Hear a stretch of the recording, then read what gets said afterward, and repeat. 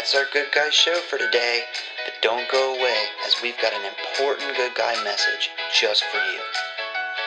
Hi Good Guys, boy do I got news for you. You can have your very own Grindhouse Syndicate doll. That's right, you can have all the adventures we have in audio in your very own home. Grindhouse dolls say 3 different sentences. We even turn our heads and blink our eyes when you talk to us. Right, Chris? Hi, I'm Chris. I'm your friend till the end. Howdy-ho. Ha ha ha.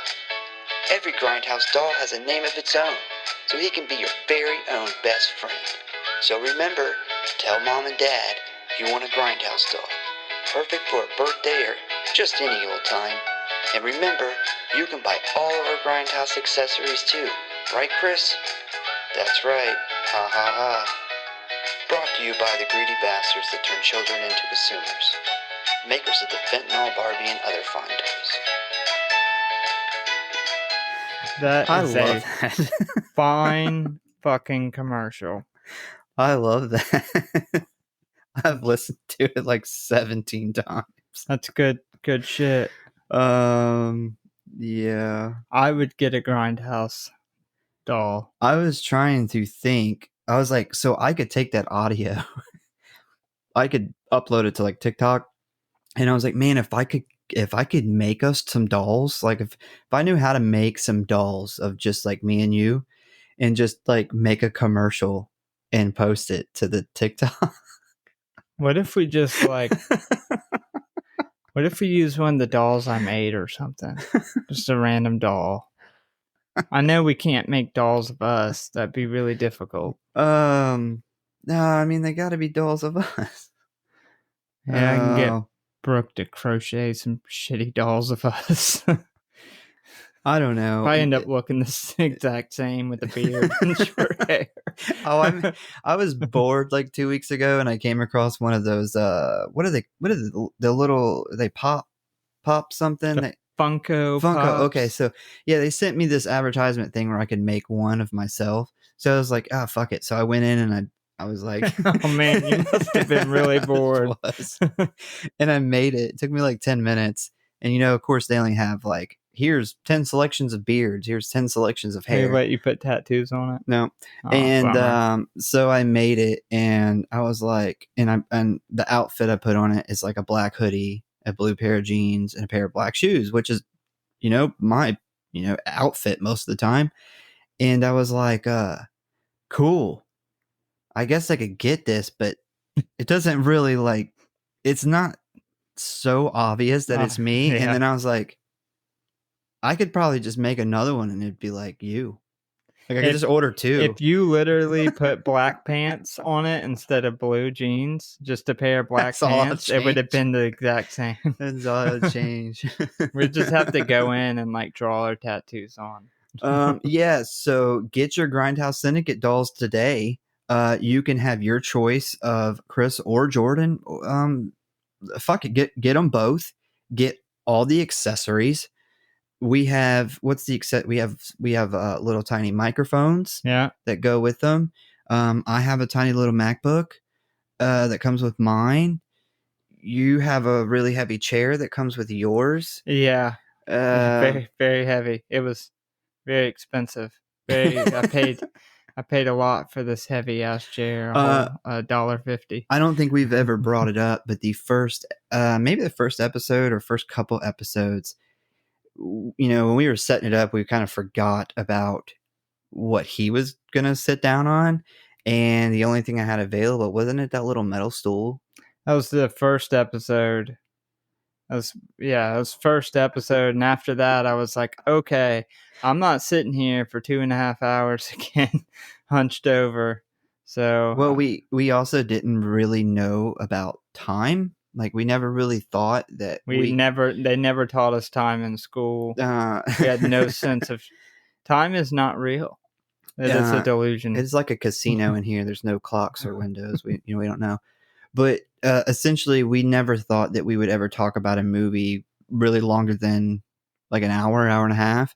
And that first episode, we talked about the movie for 2 hours.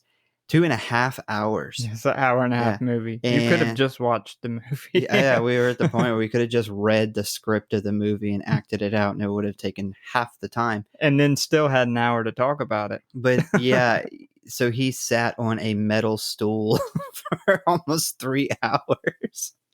Yep. And then I made my fucking way to Goodwill and got me a nice. Got a computer Got chair. 19. I don't know. It's probably early 2000. Yeah, it's a nice chair. It's not that. I don't think it's just that old. It's just super before they heavy. made them lighter. It's like this chair. If the world ended and like a nuke blew up and everything was just demolished, just fucking chair would survive. Like this would be the only thing left of this house would be this chair. It looks similar to my chair. My chair is actually a little bit bigger, but my chair probably weighs a quarter of the weight. Like we don't know where the weight in his chair is. It's like underneath the cushion, it's just a concrete base. Yeah, I mean it's made out of all stuff that like a normal computer chair made out of iron. iron. Like everything's normal material, but there's like the base of it under the seat is like they poured concrete in it. You could bludgeon somebody to death if you're strong enough to pick the chair up. Jimmy Hoff is buried in your chair. Yes. But yeah, thanks for joining us today. Today we go back to the year of my birth, and we talk about probably the best thing to come out of 1988, Child's Play. Thought you were going to say yourself. Nope. I think Child's Play statement. is better than me. He might be small, he might be plastic, but he's got a one hell of a kill count. But yeah, so if you want to stay up to date on what is going on with us or the show or talk about or submit your movie request or just say hi, you can always find us at one of our social media accounts. Facebook at the Grindhouse Syndicate Horror Podcast, Instagram at the Grindhouse Syndicate.Horror.Pod. And as you just heard us talk about, we do some TikTok videos sometimes when we have a cool, funny idea, which is not often. And that is the Grindhouse Horror Podcast at Grindhouse.Horror.Pod. And subscribe or follow for alerts on new episodes. And if you really love us and you're not just saying that, give us a review. All those links are always located in the show notes for you guys. And got a big announcement. Drum roll. It's big announcement time. I don't know if it's coming through the mics. Should have brought a drum in here. Should have brought a drum. Oh, that's pretty good. So we have had several ideas since, honestly, probably either the beginning of the show or maybe even before the show started.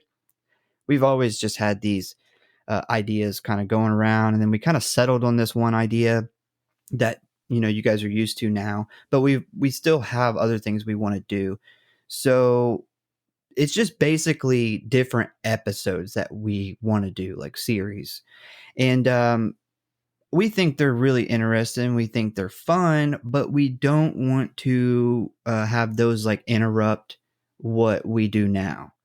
So, because basically what we don't want to do is we do, you're used to the hour and a half, 2 hour episode. And then one week you get like a 30-minute episode. So we don't really want to do that. But essentially what we're going to do is we have decided to start a Patreon for the show.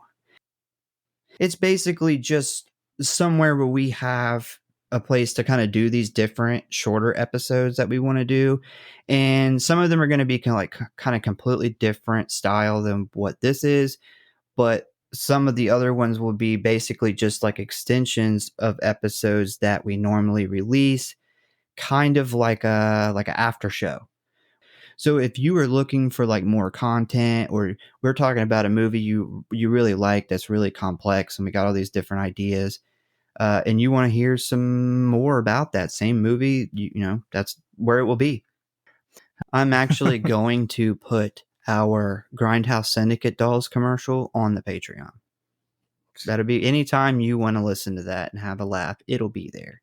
But yeah, and it's also to kind of help if you want to help us fund the show, because right now the show is completely out of our pocket and we want to upgrade some things here coming up. It kind of just helps us with that stuff. But yeah, that's the place for you. We plan on it becoming available for you guys to join January 1st.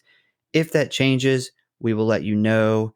And we plan on releasing more info about this, like pretty much what we're going to do, what the episodes are about during our end of the year episode that's coming up. So Child's Play is a 1988 American supernatural slasher film directed by Tom Holland, who, by the way, also did Fright Night. From a screenplay he co-wrote with Don Mancini and John Lafia, based on a story by Mancini. It is the first film in the Child's Play series and the first installment to feature the character Chucky. It stars Catherine Hicks and Chris Sarandon with Brad Dourif as Chucky. Its plot follows a widowed mother who gives a doll to her son, unaware that the doll is possessed by the soul of a serial killer. It was released in the United States on November 9th, 1988 by MGM and UA Communications Company. It had a budget of $9 million and a box office of $44.2 million. Cha-ching. Cha-ching. Along with the film gaining a cult following, the box office success spawned a media franchise that includes a series of 7 sequels, including a television series, merchandise, comic books, and a reboot film of the same name released June 2019. Child's Play was distributed by MGM, although the rights to the series were sold to Universal Pictures in 1990, beginning with the sequel Child's Play 2. MGM retained the rights to the first film and as such distributed the 2019 reboot. Screenwriter Don Mancini first conceived of the concept while studying as a film major at UCLA. Mancini was inspired by the consumerism of the 1980s and the effect of marketing on children based on his experiences with his father, who was an advertising executive. Wasn't it kind of the Cabbage Patch Dolls was one of the things he had Mhm. mentioned, like the craze of the Cabbage Patch Kids? It was. Yeah, there's a couple other things, but Cabbage Patch Kids were a big one. This is around the time, too, and I don't think I ever really knew this until we watched those Netflix shows of, like, the toys we grew up with or something. Yeah, and that's when they explained that back then in the late 80s to like mid 90s is when this really started blowing up, where it wasn't about making toys because the popularity of a show. It became making a whole fucking show just to sell toys. I mean, it's just weird because you would think it would be backwards. But no, I mean, it's the whole reason they did Ninja Turtles was because they just wanted to sell toys. I'm not sure. I think Ninja Turtles was a comic book. It was, but it wasn't. Then the show. It wasn't huge though. To sell toys.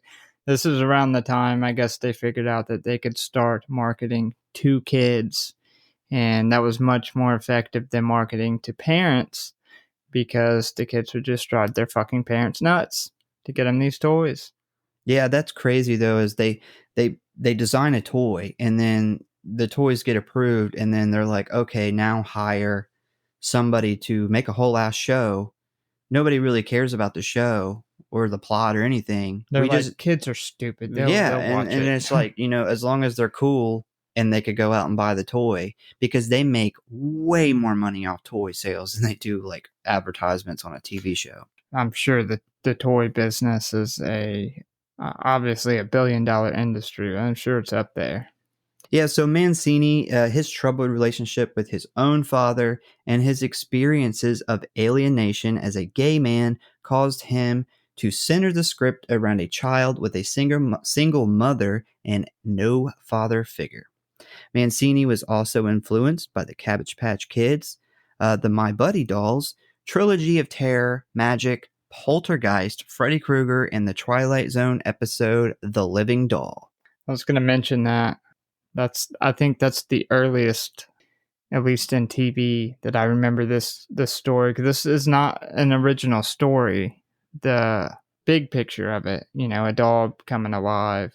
But I think in this, they were able to, and this has been done quite a few times now, up until this point, but he was able to create a character that was iconic, what it turned into.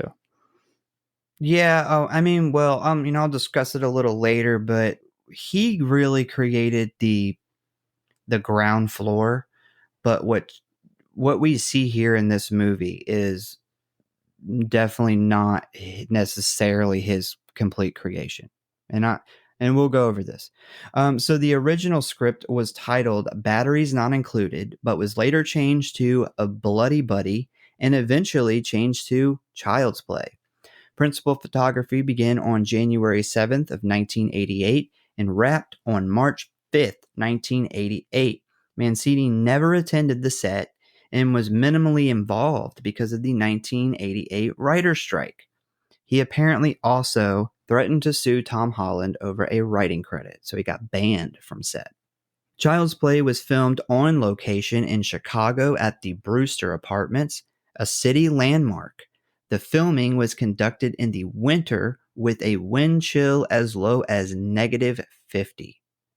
God damn. Yeah. That's cold. Yeah, they had to set up, they had like cars, like station wagons and stuff just parked all over the place so people could get in there and get warm and then get out and then do their thing or whatever.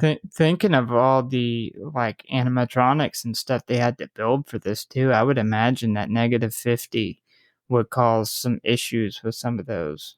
Well, for that kind of stuff, they didn't use the animatronics and stuff for everything.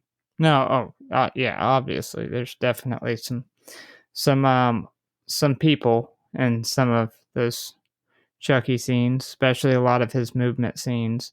But there is some animatronic stuff in here, and I would imagine -50. I know it'll fuck a phone up, so I would imagine it would mess up some animatronics in 1988. Chucky's full name, Charles Lee Ray, is derived from the names of notorious killers Charles Manson, Lee Harvey Oswald, and James Earl Ray.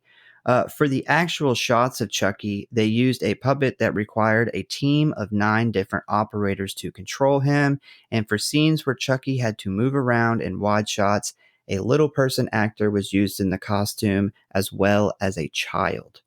So on November 9th, 1988, the film was released to 1,377 theaters, opening at number 1, ending with a total box office of $44 million. Roger Ebert, who hates horror movies, gave this film a 3 out of 4 stars, calling it cheerfully energetic horror film. Karen James of the New York Times praised it as a clever, playful thriller. And the ratings for this movie is a Rotten Tomatoes gave it a 73%, IMDb 6.7 out of 10, Letterboxd 3.3 out of 5, and the average audience rating is a 3.5 out of 5. If you would like to watch this movie, you can currently stream it on Max, or you can rent it for $3.99 at Redbox, Apple TV, Vudu, Amazon Prime, and YouTube. There is a lot of information on the creation of this, the filming, like how they did it. There's just a lot more stuff. I couldn't include all of it, but if you're really interested in more of the backstory, how it was made, all this stuff, the people involved, go look for it because there's a lot of out there for this movie. Man, I gotta say, the 2 names that they had before they settled on Child's Play was it Bloody Buddies and Batteries Not Included. Those are both great names.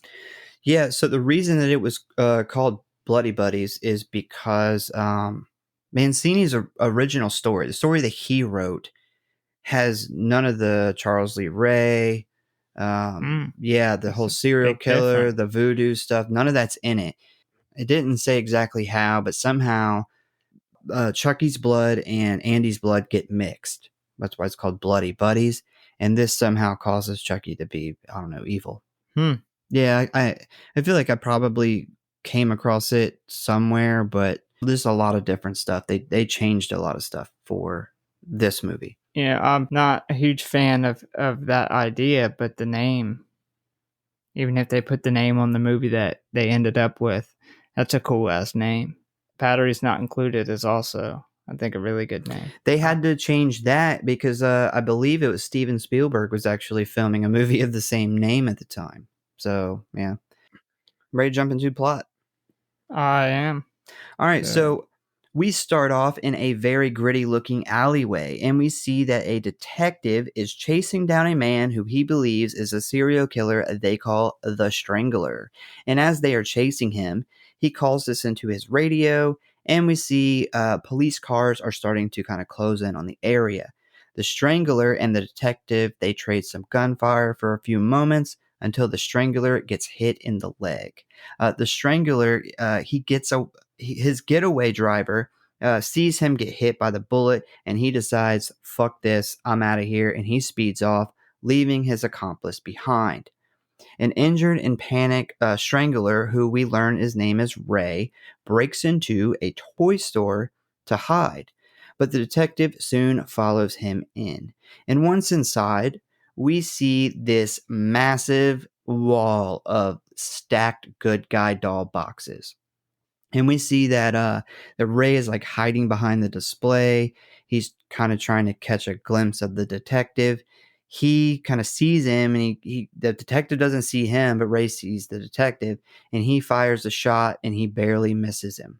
And when the detective fires one back, he hits Ray right in the abdomen. We now see that Ray has stumbled off, and he realizes that this gunshot is going to be fatal. And he just doesn't have much time left. He collapses into a stack of good guy dolls, and he gets the idea to attempt to transfer his soul into the body of this doll. We then hear the famous words, "Ade Dewey Dembella, give me the power, I beg of you." A sudden violent thunderstorm erupts over top of the toy store, causing a lightning strike to break through the glass roof of the building and cause major destruction. The detective ducks for cover as glass and sparks fall to the ground and the room explodes.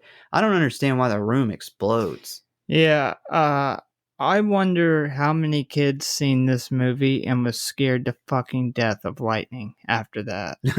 Like, oh my god, what if lightning hits my house and it blows up? Yeah, I mean, the lightning comes in and I don't know, you see all these sparks and you see like these toys get destroyed, and then all of a sudden there's like this massive explosion that Yeah, the whole happens in here. fucking toy store blows up. Yeah, I mean, it doesn't make sense if you were trying to like do a spell to transfer your soul, but then the lightning that comes down causes a big explosion. Wouldn't it kill you? Yeah, wouldn't it attract some fucking attention that you wouldn't want to happen? Did you catch Detective Mike when he shoots Charles? He takes his gloves off for some reason. Did you catch that? No. It's like it's time to get serious. It's time to get serious. Being serious, putting your gloves on, and it's after he gets the fatal shot. Oh, and then he takes the gloves off. He's like, all right, it's gloves off now. So you can aim better with the gloves off? I guess. I don't know. The detective finds Ray's dead body in a pile of destroyed toy boxes and debris with a good guy doll lying next to him. We then jump to, I guess, is a few days later. They don't really say. Maybe it's the next day. And we see it is the next day because the news report. Yep, news report. We see a living room in an apartment where it is very obvious a child lives here. There are pretty much toys, kid shit, just spread all over this living room, which is extremely realistic. Yeah, as anybody who has kids, this is the fight of keeping kids' toys to their room. You just, eventually as a parent, you just give up. Yeah, there's cartoons on TV. There's like a happy birthday banner above the window. And this is where we meet 6-year-old little boy named Andy, who is watching a show about the good guys. And it is very obvious that he is like obsessed with this. This is his Barney. Yeah. For those of you that remember Barney was a major obsession when I was a kid. But yeah, he's obsessed with the good guy stuff. He's got good guy pajamas. His birthday shit is wrapped in like good guy paper. He is eating good guy cereal. I feel like this is like the Power Rangers of the day. Probably. Like they had the Power Rangers pajamas. Like it was Oh, the I had whole Power Ranger suit pajamas. yeah, they had I had Power Ranger wrapping paper. probably still do. Yeah, they probably do, but I'm talking about the OG, the Mhm. Mighty Morphin Power Rangers. Yep. Season 1, the first cast ever. The good If stuff. Kimberly wasn't your first crush, then I don't know what was wrong with you. So he is currently adding about 200 grams of extra sugar to his cereal, and he hears a commercial on the TV that says, "Listen up, you can now have your very own good guy doll of your own." And Andy hears this, and he immediately stops what he's doing. Like the look on his face is like, "Wait, what the fuck they just say? What? I can have my own good guy? A good guy could live with me in my apartment?" He's stoked. Stoked. Yeah. It quickly changed the disappointment of when he realizes he's already seen this episode. Oh yeah, he's like, I already he's- seen this shit. Like when he gets all excited and goes in there and he's like, I've already seen this one.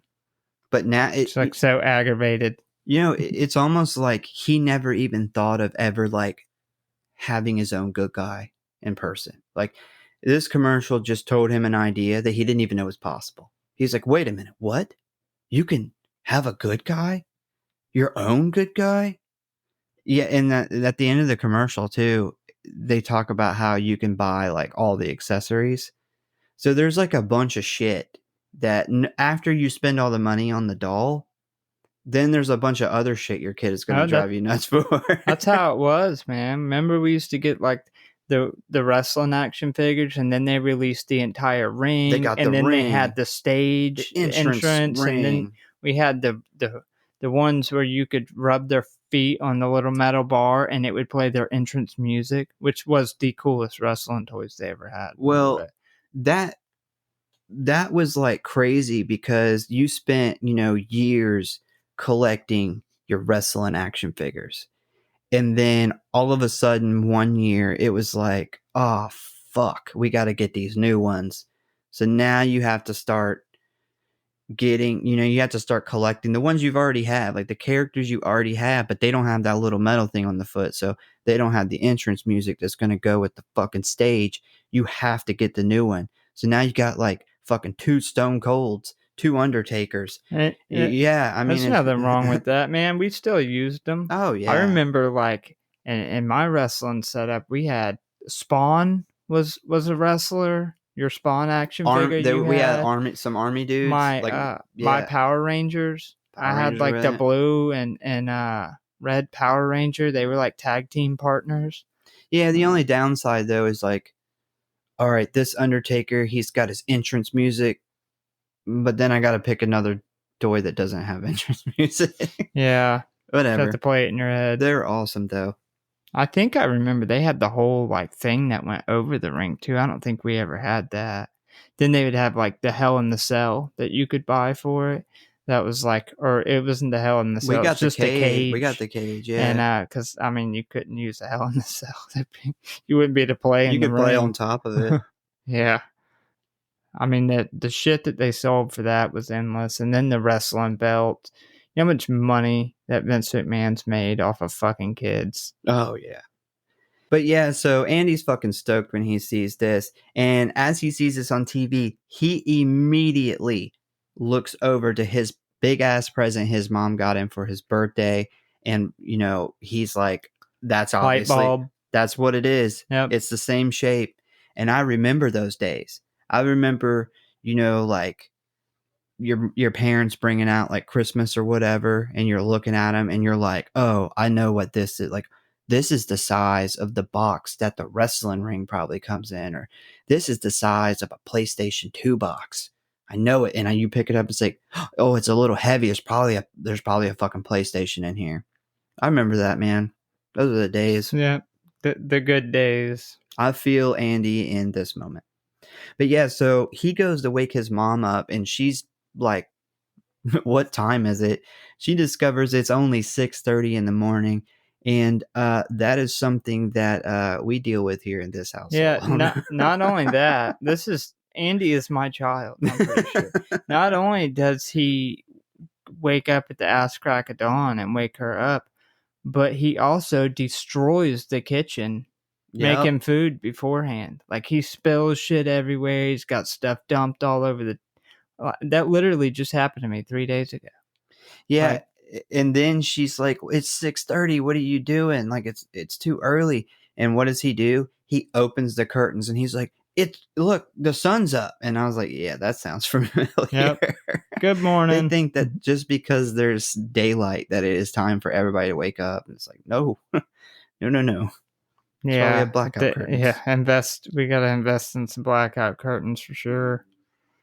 But yeah, so he gets her up and they walk into the living room, and we hear on the TV a news broadcast announcing that the notorious Lakeshore Strangler, Those damn strangulars. the Lakeshore Strangler, He chokes them by their jugulars. That's what they call them. Charles Lee Ray was shot and killed by police at 3 a.m. last night. And Andy's mom, whose name is Karen Barkley, turns off the TV while Andy grabs his biggest present to open first. Of course he does. And he rips the paper off, with the speed of light. He opens the box, and what happens? He finds inside clothes. Not just clothes. It was like one pair of pants. Like child's worst nightmare. What a terrible thing for a parent to do. Like, why would you pick this big box that clearly that's going to be as a kid, you always look at the biggest box first. You're like, oh my God, what could this big box be? And then he sees this commercial. So that puts this doll in his head. But even without this commercial, why would you put a pair of jeans inside of a big ass box like that? Maybe to fuck with him. No, this is only okay if you actually have the doll and it's like put up, and then you just like after he opens everything, he's disappointed. Then you surprise him with the real thing. The look on his face, he has that like kind of sideways like, "Are you stupid, bitch?" I'm pretty sure the first time I seen this movie as a kid, I had that same look on my face. Like I felt it. I felt it for Andy. Like what a cruel thing to do. Yeah, she sees the look on his face, and she ends up handing him a gift that she knows is some good guy toys. She even did the parent thing too, where she's like, "Well, you don't want to open that one up yet. Let's save that for last." She's like, don't you want to start with something smaller? And parents always do that. Like, if you ask for like your big gift, whatever your main gift is, and like you said, you pick up the box and you're like, I know this is it. They always want you to save that one for last. Like that's the grand finale.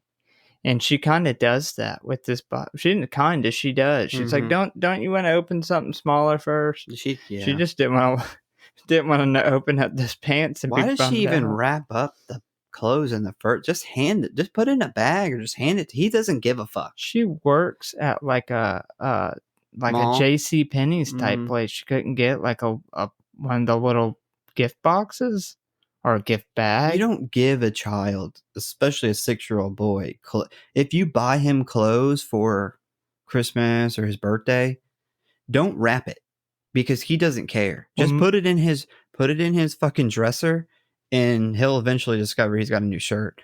But I promise you, he doesn't give a shit about that. You buy him 100 shirts, he wouldn't care. No, not especially not with his excitement. I know.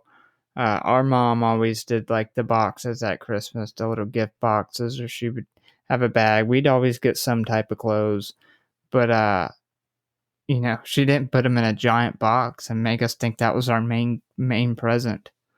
Yeah, so he opens it up to find a good guy tool set. So he gets the accessories without having the doll. Yeah. And I guess he could use it. The good guy can't use it because he didn't have him. But Andy could build. And he could build a coffin for his mom for when he fucking kills her. She says too, she's like, "Oh, I'm so sorry. Like, I didn't know about it until it was too late for me to save up." But she bought the accessories that came out with it.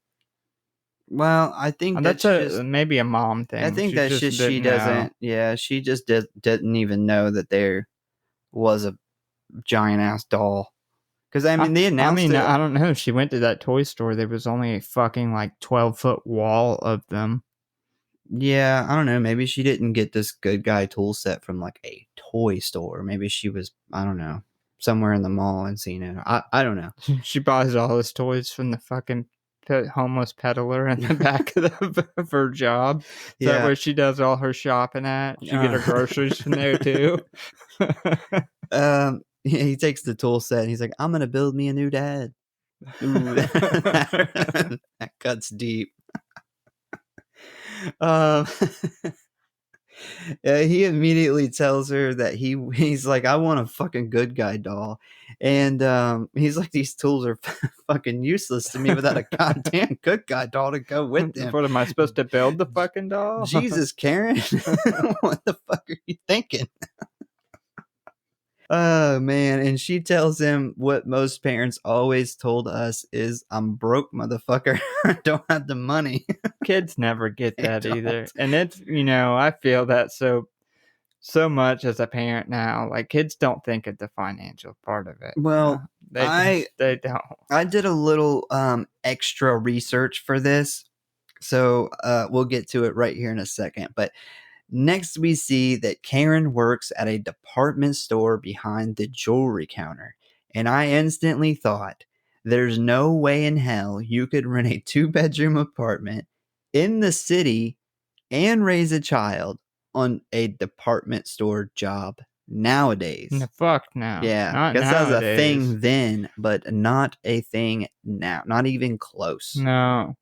So because of that, my brain started a turning, and but her friend and coworker rushes over to tell her that a man behind the store is selling a good guy doll for cheap, and they rush to talk to the man. And so they mention that when her friend comes over to tell her, she's like, "You know that good guy doll that you wanted to get, but it's $100." So I started doing the math. Good God, what is that with inflation? I'll tell you right like here. $300. It is $257.18. Good God. Yeah. That doll is not Not done. $257. I don't know though. You try to buy one now, and they're pretty expensive. So $257.18. The average cost of rent on a 2-bedroom apartment in Chicago in 1988 was $564 a month. So this good guy doll cost half the rent. Jesus. Oh yeah, and $564 a month in 1988. If you're wondering what that would be now in rent, a 2-bedroom apartment in Chicago, if everything had stayed the same, would currently cost you in 2023 $1,456.99. Yeah, I bet you you can't get a studio in Chicago for that now. At least if it's anything like it is here. Yeah, so that's how big of a difference things have changed. Yeah. Money-wise for our economy. Yeah, and I can tell you people working the jewelry counter in a department store ain't making that much more. No. I believe like the average income back then was about $26,000 a year. And now it's 27. Now it's 24. It's gotten lower. But yeah, so this bum looking dude, he shows her this good guy doll, and the box is kind of a little banged up. So she haggles the price with him a little, and they settle on $38. So $38 in 2023's money is $78.02. So basically, good deal. She went from paying $257 to basically paying $78. That's why she buys all her groceries from him too. Yep. So their boss comes over to inform her that she must work a shift tonight, and she protests that she can't. She has to pick her son up. But he doesn't really care and basically threatens to fire her if she doesn't agree to work the extra shift. And I said, it's nice to see that even back in the 80s, managers and retail giants didn't give a fuck about their employees. Yeah, Not much has changed. I would have told this guy to fuck off. There's if you're not on the schedule to work, it's your kid's birth. You're already working on your kid's birthday. You got to pick him up, and then your manager's like, normally a manager would come to you if you have a half decent manager, and at least ask you and say, "Hey, I really need this done." This guy's just like, "Nope, you're gonna fucking do it." And if you don't do it, you're not gonna have a fucking job. I don't know what to tell you. So her friend Maggie offers to watch Andy for her. So she goes, the boss lets her like leave and at least go pick Andy up. So she goes and picks Andy up before the next shift starts. And she also wants to give him his new present. And Andy has the paper off, the box open, and the doll out before she can even finish setting her coat on the chair. She's literally like, hold on, and she sets her coat down and she turns around and he's already got the shit out. Like that quick. Yeah, he didn't fuck around. No.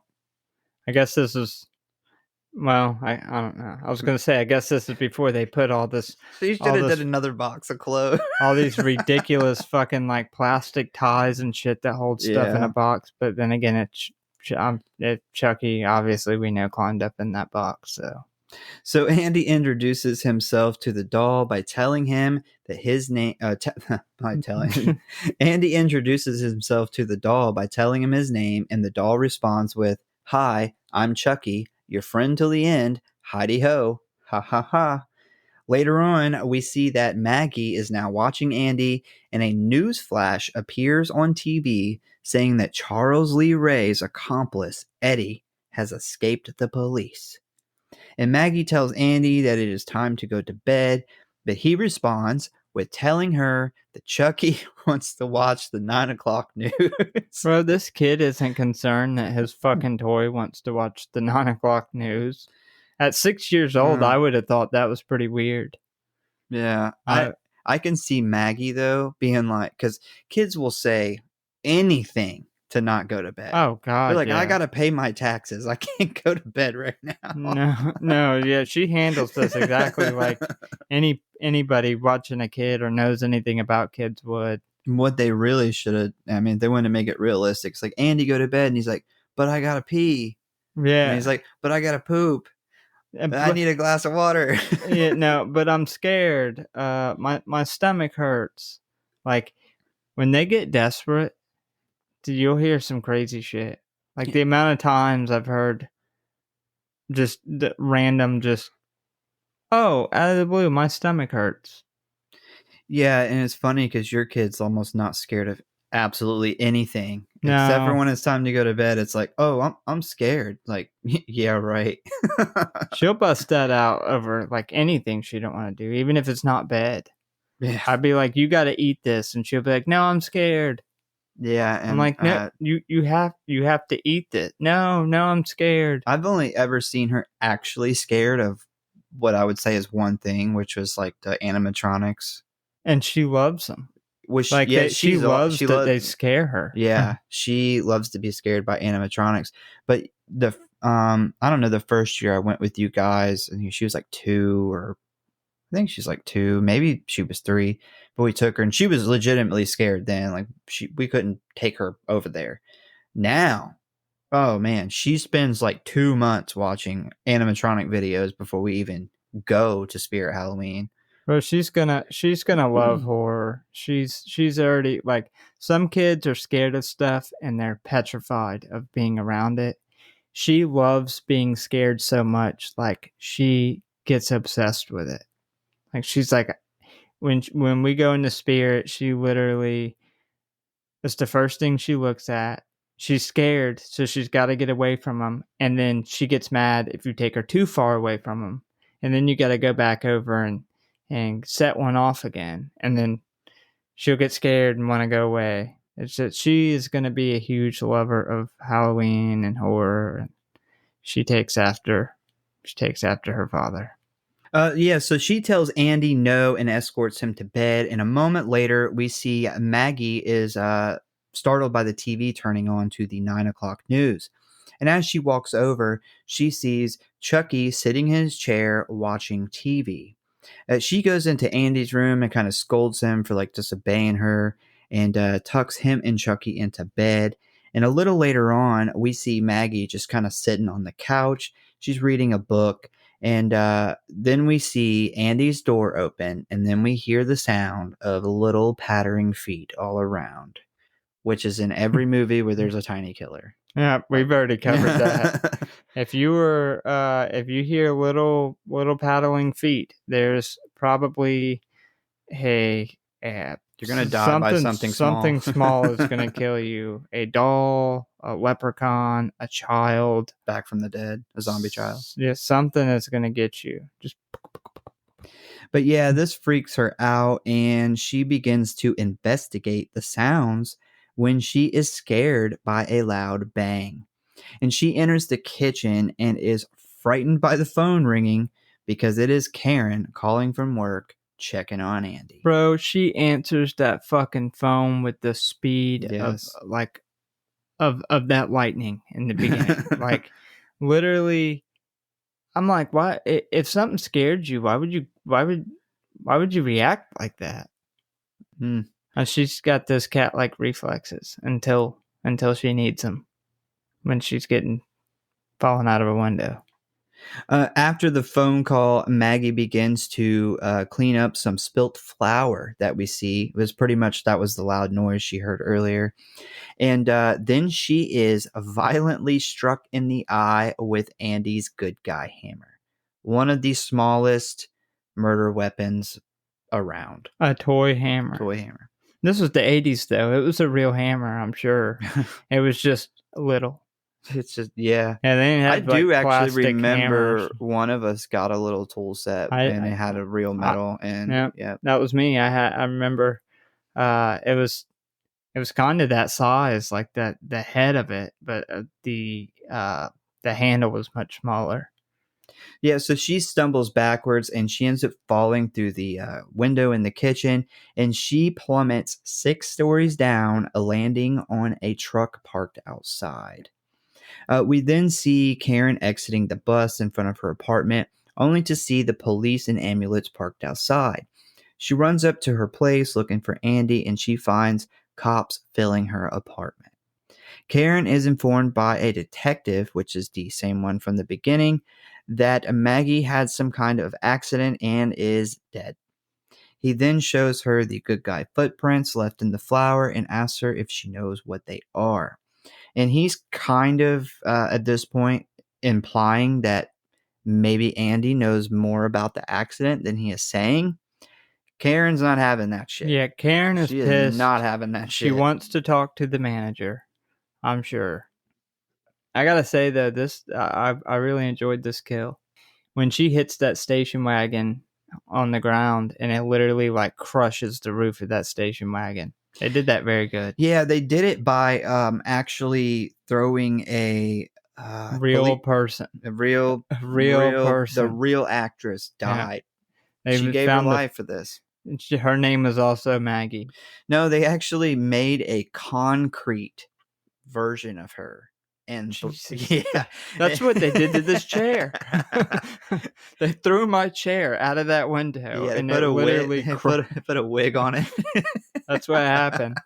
And this chair is so heavy, it's fine. Literally, it's still. I have it here in the studio. You bought the chair from one of those movie prop auctions. Yeah. Yeah. So they made a concrete version of her, and they actually tossed it from high up, and it landed on this truck, and the truck was actually had like the explosives, not like fire explosives, but like force explosives, like almost like compressed air.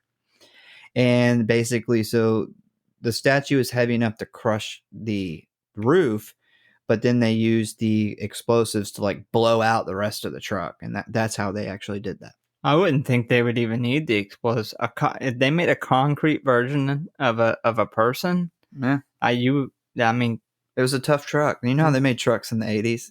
Damn it. bro, I picture a concrete statue of a person would have no problem. Just absolutely, like even in the 80s. You're having a hard time. Well, Maybe they just in nowadays, case it like- didn't like make a huge Well, mess. I don't know. nowadays they would have used like some movie prop CGI. gelatin or something. Like I guess in the 80s they're just like grab some bags of concrete. We're gonna carve a fucking bitch out of concrete and throw her out the window. We're gonna put a wig on this concrete, just toss it out.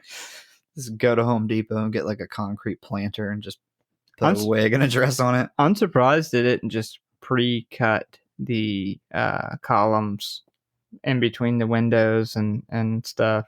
I don't know. That's just what they did. They wanted to blow some shit up. It was the 80s. Yep. So Andy goes back to bed after the cops leave, and he sets Chucky up on a chair in his room, and he then notices that Chucky has flour on the bottom of his good guy shoes, which match Andy's same shoes. And because Andy has to have everything fucking good guy. Andy immediately goes and snitches on Chucky. They're supposed to be friends to the fucking end. Andy immediately, like the first day he has him, he snitches him out to the fucking cops. And of course, the adults, though, they don't take him seriously. If I was Chucky, I would be mad. I'd be like, bro, I revealed myself to you. And you snitched me out to the fucking cops?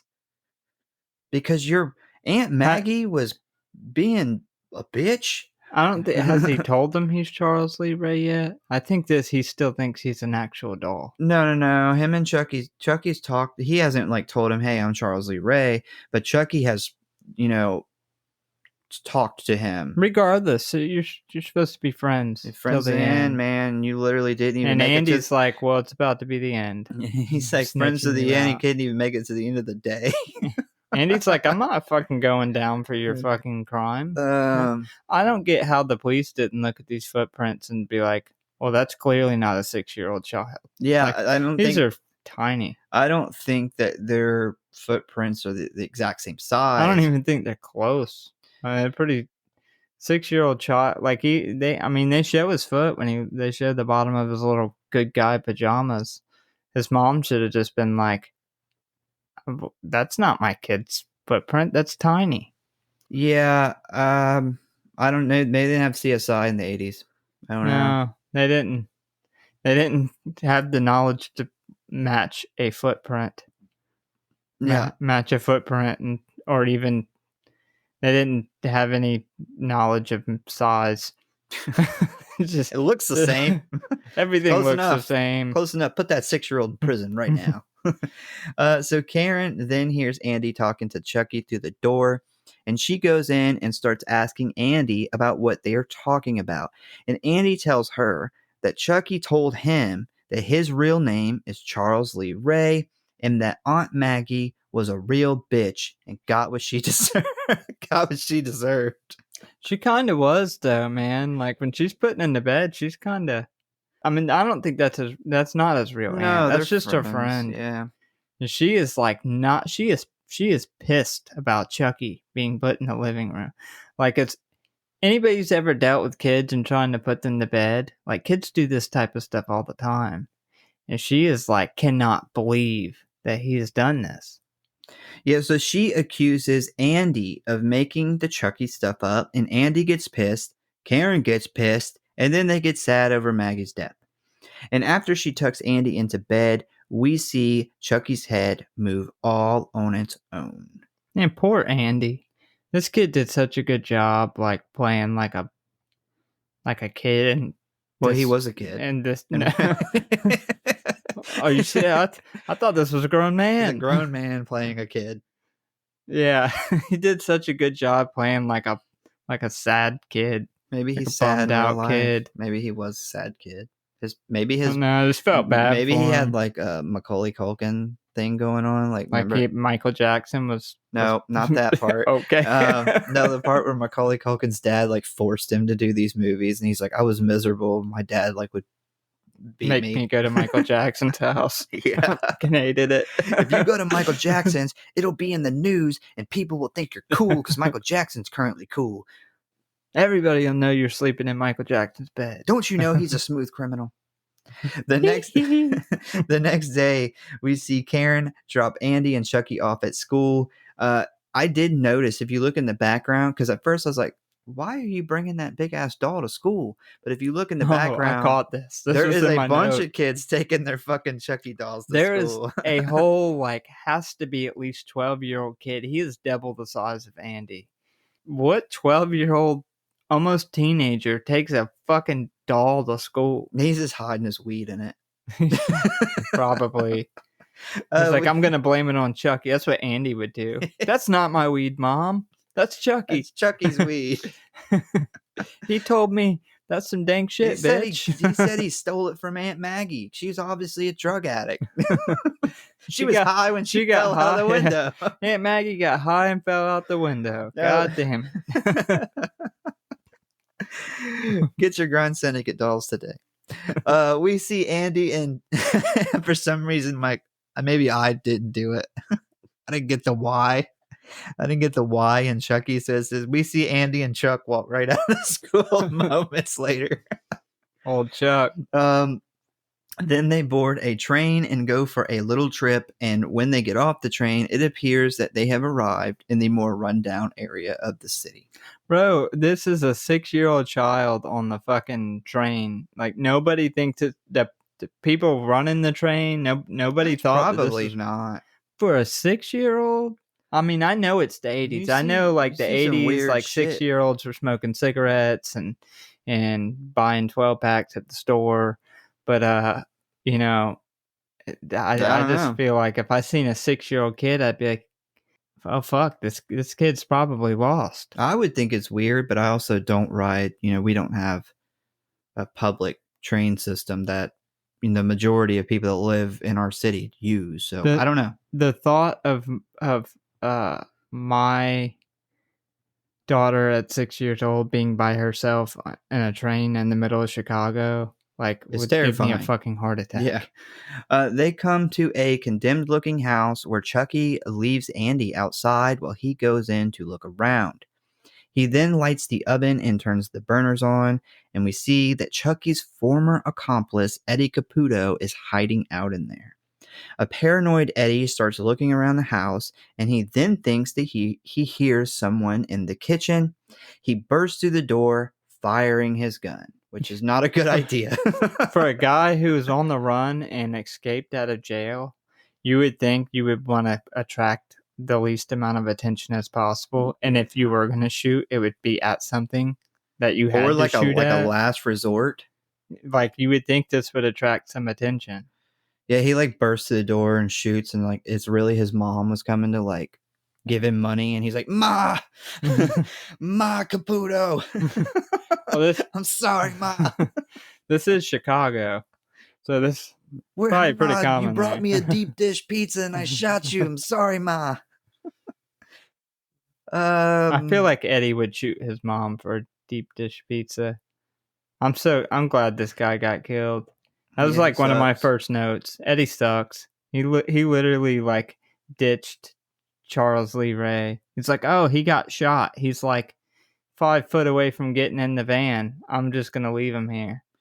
Yeah, poor Charles Lee Ray, man. Like, first his like accomplice leaves him, and then he gets with Andy, who snitches him out immediately.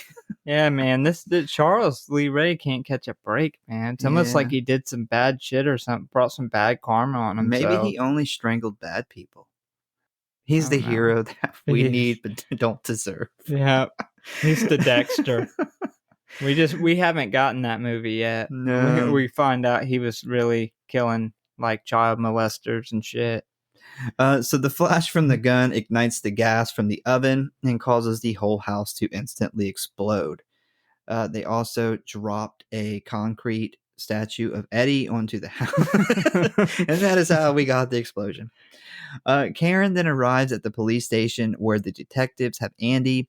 He tries once again to tell them about Chucky killing Maggie, but Karen angrily tells him to stop with the Chucky bullshit and tell the truth about what happened, or the police are going to take you away from me. A startled Andy tries to convince Chucky to reveal himself. Andy then gets pretty mad and he begins to like slam him, and then he starts Punches punching him. the shit out of him, man. He Like, starts punching him, and it is revealed that a doctor from the Andy's a terrible friend to the end, man. There's a doctor from the local hospital has been watching through one-way glass, and he informs Karen that he would like to keep Andy for a couple days evaluation. Karen returns home defeated with only Chucky in hand. She sits Chucky down and demands that he say something to her. And he finally responds with, "I like to be hugged." Don't we all? Don't we all like to be hugged? you would think they would just chalk this up to a 6-year-old's imagination after a traumatic event of like what he thought was his aunt or seen as his aunt died falling out of the window. And all they have on him is that he made up a story about his doll doing it. Like that, I could see a kid doing that in real life. They're gonna put him in the hospital. They're gonna try to like pin murder on him. He's fucking 6 years old.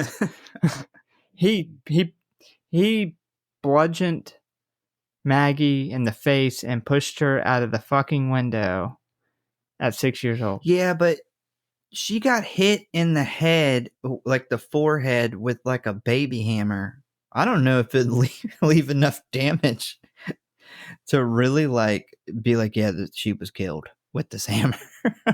Like what it really looks like is she died from smashing into the car. Yeah, well, yeah. Or the they 6 knew stories that that they she knew the fell. hammer was involved, though. Yeah, but it's like, you know, It's do the they 80s, have man. enough? That was a heavy hammer. Do they have enough evidence to really say like Andy murdered his babysitter? No. That's what I'm getting at. No. Is like that And- little hammer mark probably not enough to You know, they kind of do all this. put the whole shoe thing off, too, until he came in and was like, oh, yeah, Chucky said he did it. And then they were like, oh, we got to take this kid. We got to evaluate him. And I mean, we'll get to this part in a couple minutes here, but they put him in like a fucking jail cell. Yeah, like, what the fuck? He's 6 years old. Let's lock him up. Throw him in the penitentiary. Andy's like trading stuff for cigarettes and shit. It's like, I'll trade you my Chucky doll.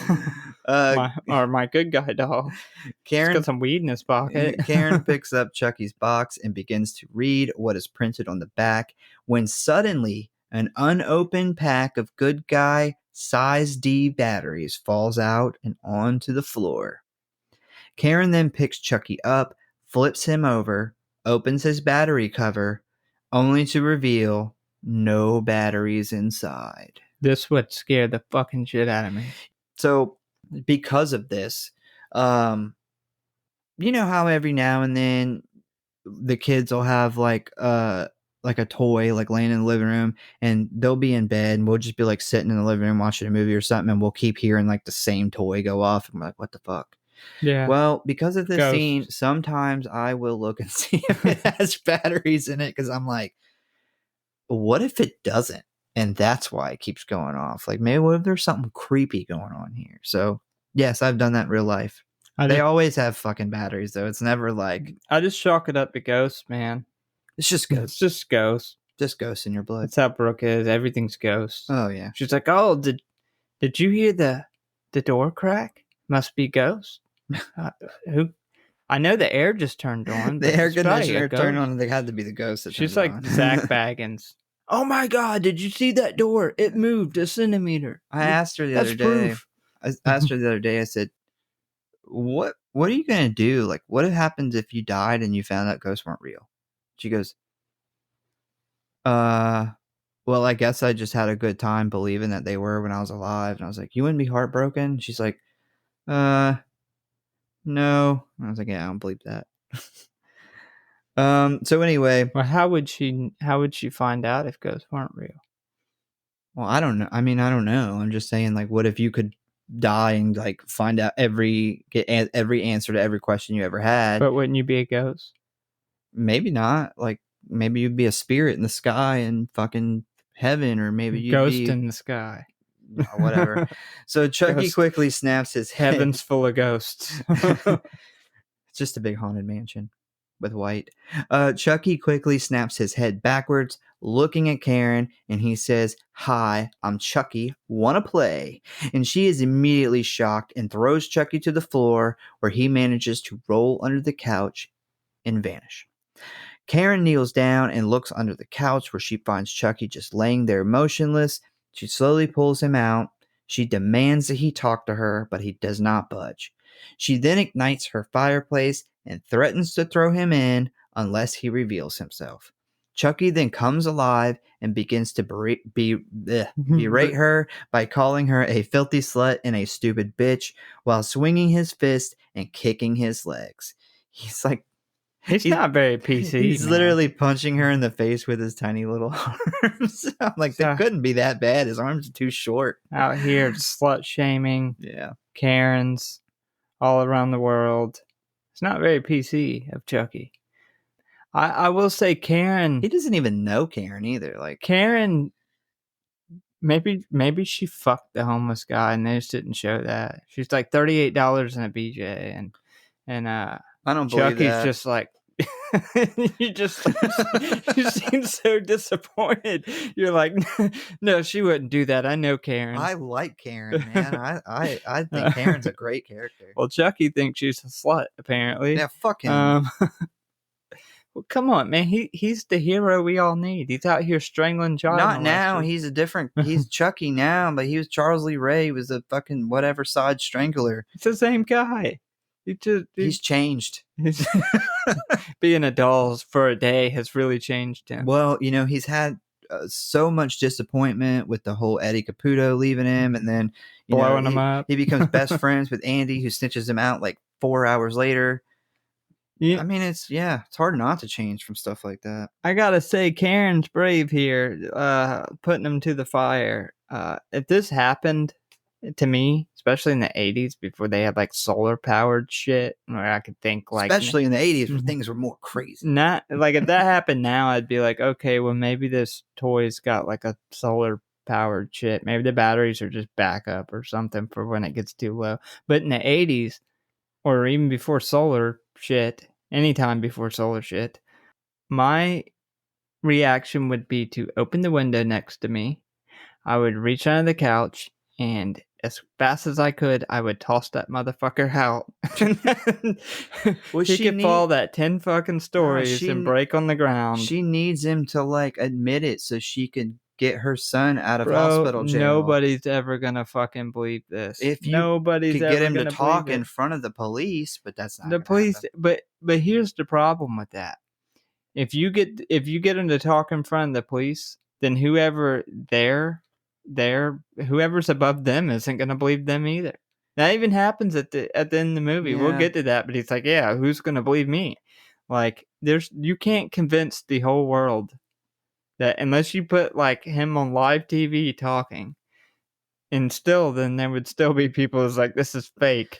Well, he has made his way to the White House. So. And he's like this yeah, no shit. This is such a far cry from this movie here. Yeah, I talk about that a little bit at the end. Season 3, Chucky has actually become president. He has worked his way. He's killed everybody until he is now president. But anyway, yeah, I'm not taking the chance. Like, this guy is a murderer. Now I believe my kid. Now I believe he's Charles Lee Ray. I guess she doesn't know who Charles Lee Ray is anyway. She don't watch the fucking 9 o'clock news like everybody else. But yeah, I'm throwing this motherfucker right out that goddamn window.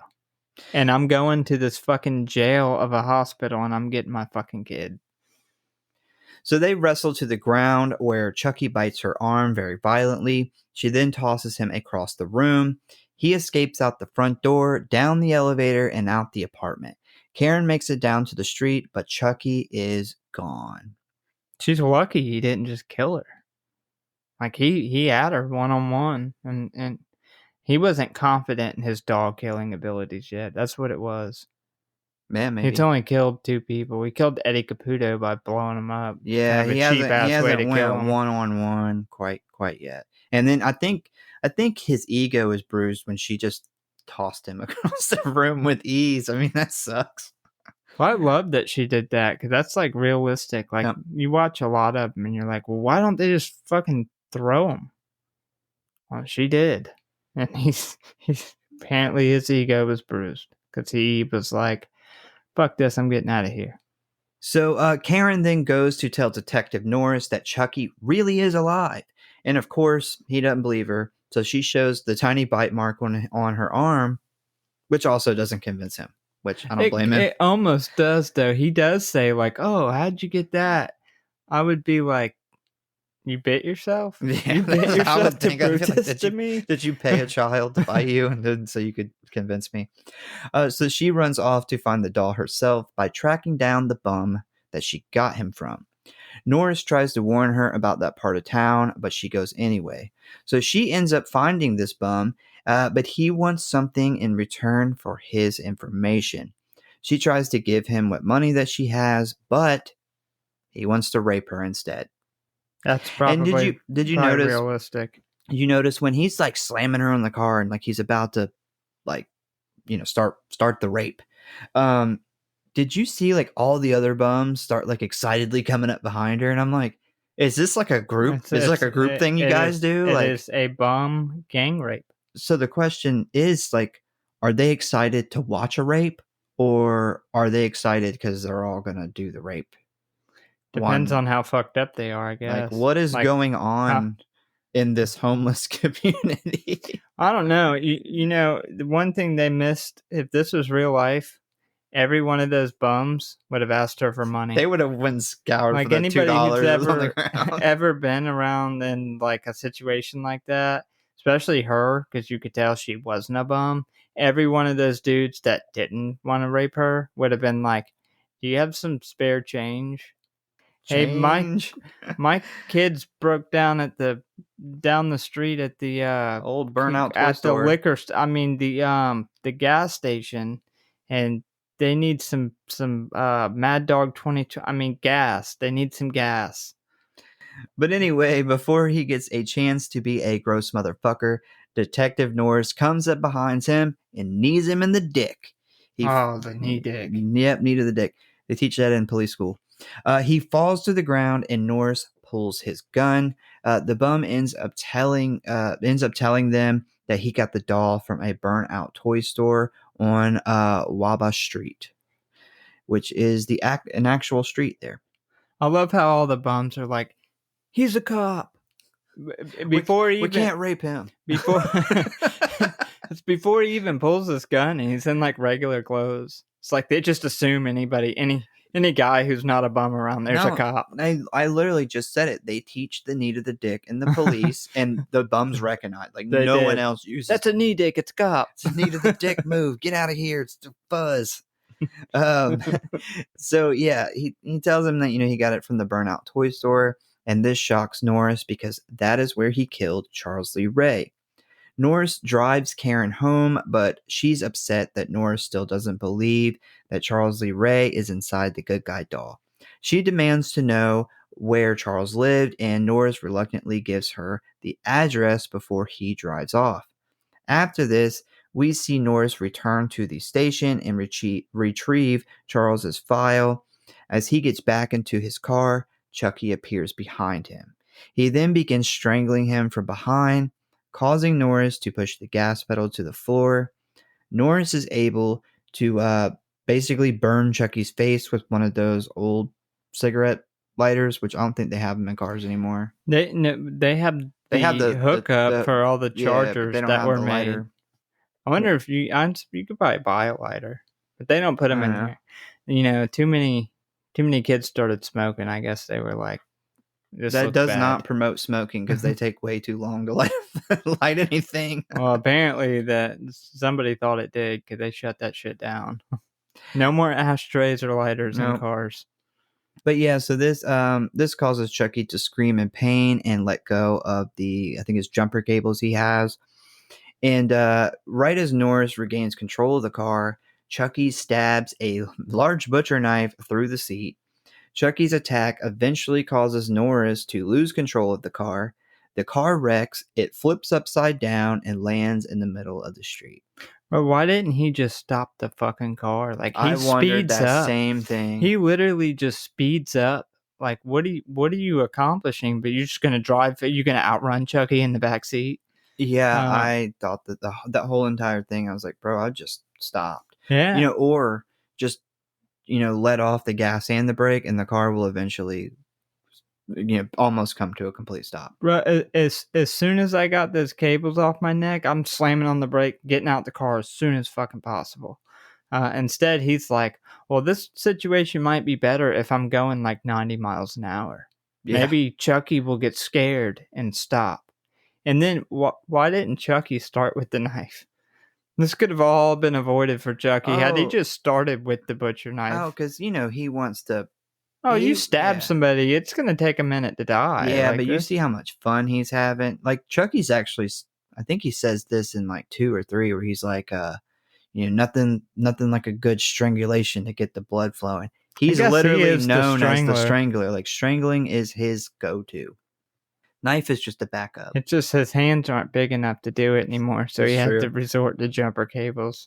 So it's true. If you try to strangle with the little hands, would not work. Probably barely got him around the jumper cables. Yeah. So Chucky attempts to stab Norris again, but he misses.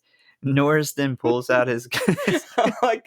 all I can imagine is Chucky trying to strangle him with his little hands, just grabbing onto his jugular veins. He has a better chance of like wrapping his legs around his neck and choking him out that way. He pulls out his gun as Chucky runs around the car, basically taunting him. Chucky then brags to Norris that the gun is of no use because he cannot die. Chucky tries to come through the windshield and stab Norris again, but Norris lands a shot right into Chucky's chest. This launches him backwards. And every time he gets like shot in this, he just goes flying. Yeah, the one at the end where he gets shot in the knee and just like flies 5 foot back and hits the wall. It's like, what are they shooting him with? I don't know. You would think they were shooting him with like, a double barrel 12 gauge of non-lethal too, because if it goes in you, it's not going to cause you to fly back. Like, it literally has to hit you and transfer that force into your body. But so launching him backwards, it did in the 80s. This is how things they didn't have in science the then. Yeah, there was no science. They had no knowledge of size or time. So Chucky then gets up and runs off. Then the next day, Karen goes to the address that Norris gave her. She walks around looking at these voodoo paintings that Charles has painted all over his walls. And one of the things that he has written in red paint is, "Oh, thank you, mighty Dembella, for life after death." Just then, Karen is startled by Norris walking up behind her. And he tells her that he pulled Charles's file last night and learned that his nickname was Chucky, and then that he has a really good friend that he basically learned voodoo from close by. I don't really understand why he did not tell her about the fucking Chucky attack. Yeah, I put that in here. And I think he was embarrassed. Why wouldn't you lead with that? Like, hey, Chucky tried to fucking kill me, and I wrecked my car. Had to get another car. I had to rent a car. You think you could drive? Because Chucky flipped my car. Turns out you were right the whole time. Yeah, I think he just didn't want to be like he doesn't even say like you're right. He's just like, kind of does the like, well, I think you're on might be right. You're on to something here, so we'll go with it. Don't ask me why I got this cut on my hands. Confused, like it looks like I was strangled. Didn't you say like you thought maybe Chucky was Charles Lee Ray? You might be right. Yeah, I went home and thought about it. Thought about it. I was driving my car. I asked really my magic 8-ball. Said could be. I didn't flip my car though. Chucky didn't. I didn't try to kill me or anything. Nothing happened. I I just think you might be right. Yeah. We then jump over to this man named John, and this is pretty much the same guy that they were just talking about. And he is in his kitchen when he suddenly hears Chucky's voice call out to him. And he is very, very alarmed when he sees Chucky as this doll. As anybody would be. Even a guy that's like a voodoo guy who makes voodoo 7 foot dolls tall. and shit. Like, so Chucky tells him that he was surprised that the voodoo resurrection spell that John taught him actually worked, but he thought, but what? He's like, I thought all this was bullshit, but it comes out you're right. But he painted his whole house in this voodoo shit. Well, like, and spent a lot of time painting for somebody who thought all this was bullshit. We know way later in the timeline, from Bride of Chucky, that Charles Lee Ray, the night he was killed, was actually carrying the Dimbella amulet. So he's like, I mean, I didn't think it was real, but I did carry the big ass amulet around everywhere I went. Yeah, painted my whole house. Kind of odd. I got like a whole chest tattoo. I invested like $10,000 in it. I didn't believe it though. Yeah, but he tells him, he said, but I thought that, you said that I couldn't die or be hurt once I had transferred bodies. And he explains that last night he was shot and it hurt really fucking bad. And he said it started to bleed. It's like, what's going on here? Why am I fucking bleeding? John explains that the longer Chucky is inside the doll, the more human that he will turn. And he will eventually become fully human and unable to ever transfer out of the doll's body. So he will be tiny forever. I'm surprised he even knows this, because the spell was meant to transfer into another person. Like, who would have ever transferred themselves to a fucking doll? No, there's like another little there's like the fine print that's like, if you transfer yourself into a pencil, you will slowly become a human pencil. You start bleeding lead. Warning, we are not responsible if you get stuck as a lamp. Like, why did he ever tell him? Like, he's like, you told me you told me I wouldn't be able to get hurt. Like, why am I bleeding? And and I guess I'm doing it now. Yeah, because right before he dies, he's like, I need somebody. He's looking for a person right before he does this super dramatic collapse into all these Chucky dolls. But yeah, I just, that's one thing I didn't get. I'm like, why is there a set of ground rules if you transfer yourself into a fucking toy? He's like, I told you, John, I always wanted to be a toy. Why didn't you tell me that when I told you my dream about transferring my body into a toy? And he's like, well, you said it was going to be a Hot Wheels. You didn't say it was going to be a doll. I thought you'd be fine. Never put that together. So he has a really big hole. So Chucky gets pissed and demands John help him into a new body. If once he turns completely human, can't he just be like a small person? Why couldn't he just transfer himself into another doll? Because just buy him more time. Yeah, well, because he can only do the transfer to whoever he told. Like, he revealed that hey, I'm not a toy. Like, I'm actually a person. Yeah. So, and he didn't know that. Why is that even a rule, though? I have no. Are you sure this wasn't meant to be to transfer yourself into a toy? So that is why I said when I came in there and you were watching it, I was like, what's weird is if Chucky would have never told Andy. It would have been him. And then it would have been John. And he's like, John tells him, like, the first person you revealed himself to. And he'd be like, oh, fuck, that's you. And I just broke your goddamn leg and arm. He's like, I'm going to be a brother.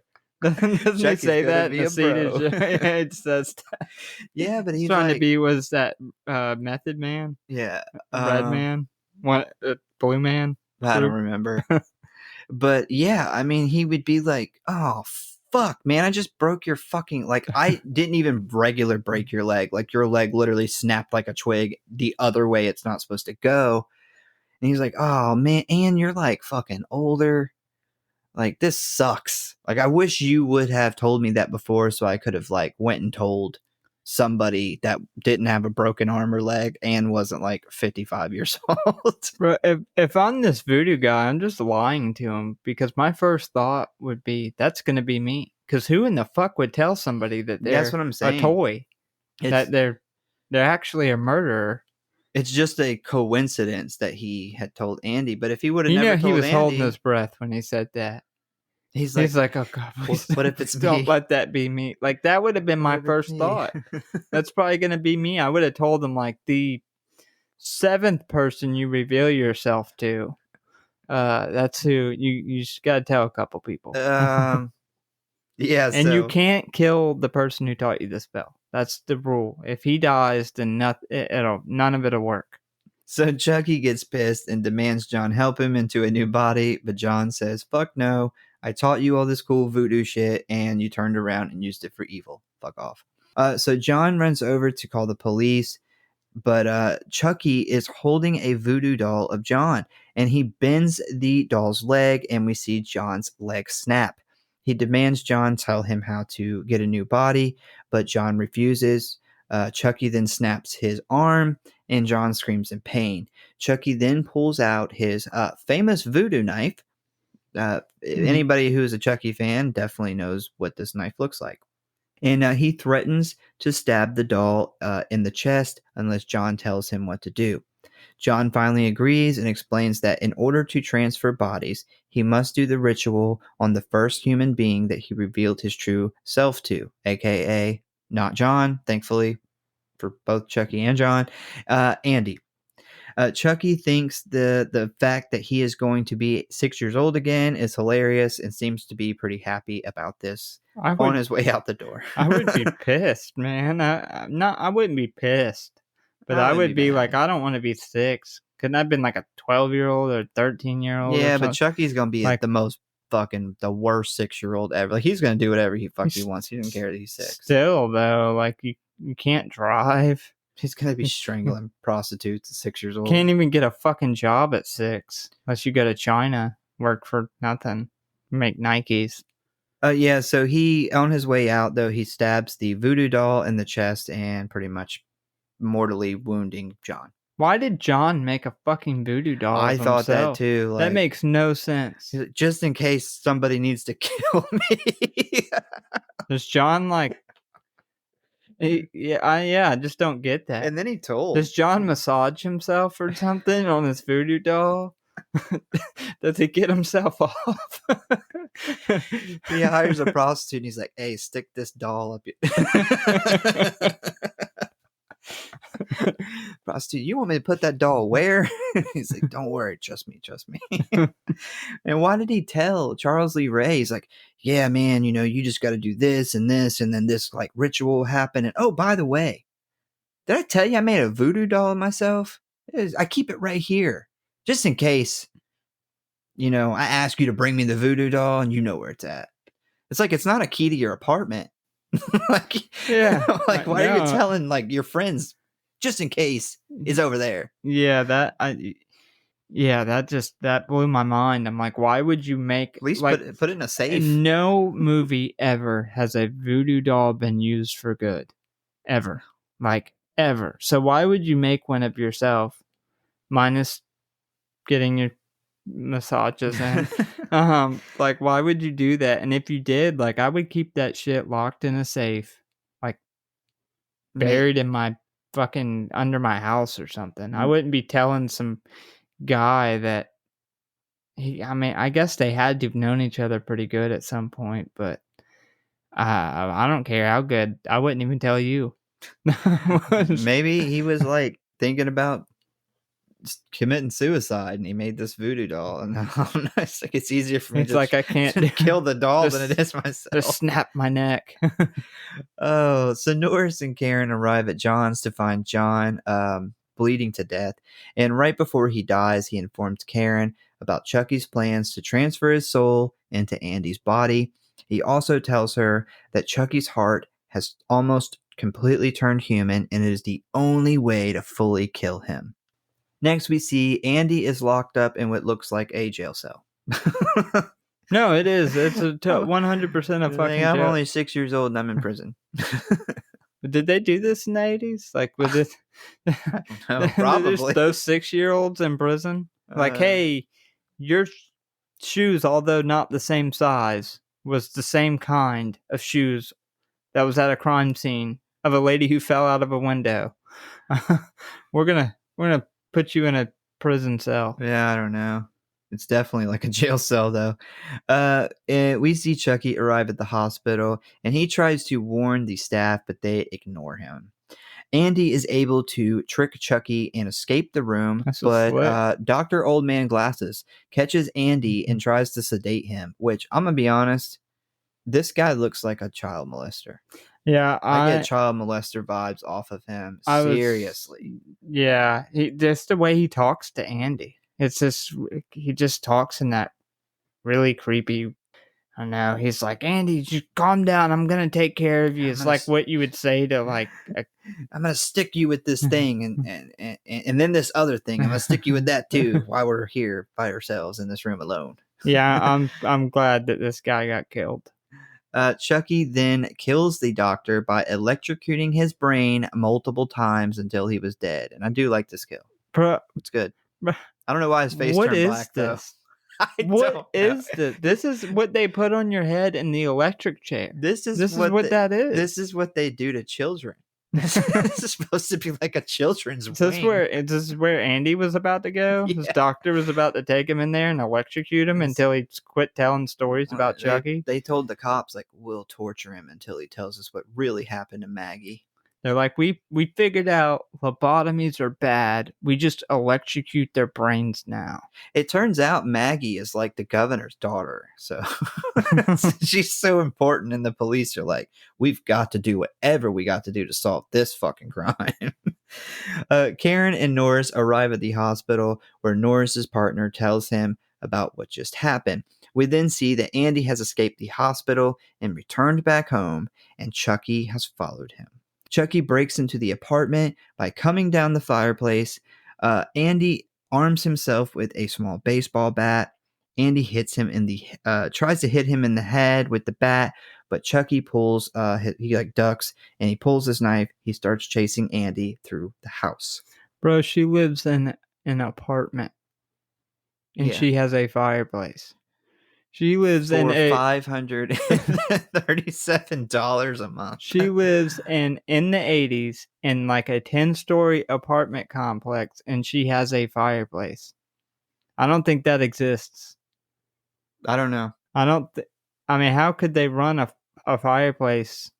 I mean, I don't know, they're really fancy. You would have to be on the top floor. No, I've seen where they've done that before, like those really fancy penthouses and stuff. They'll have a fireplace.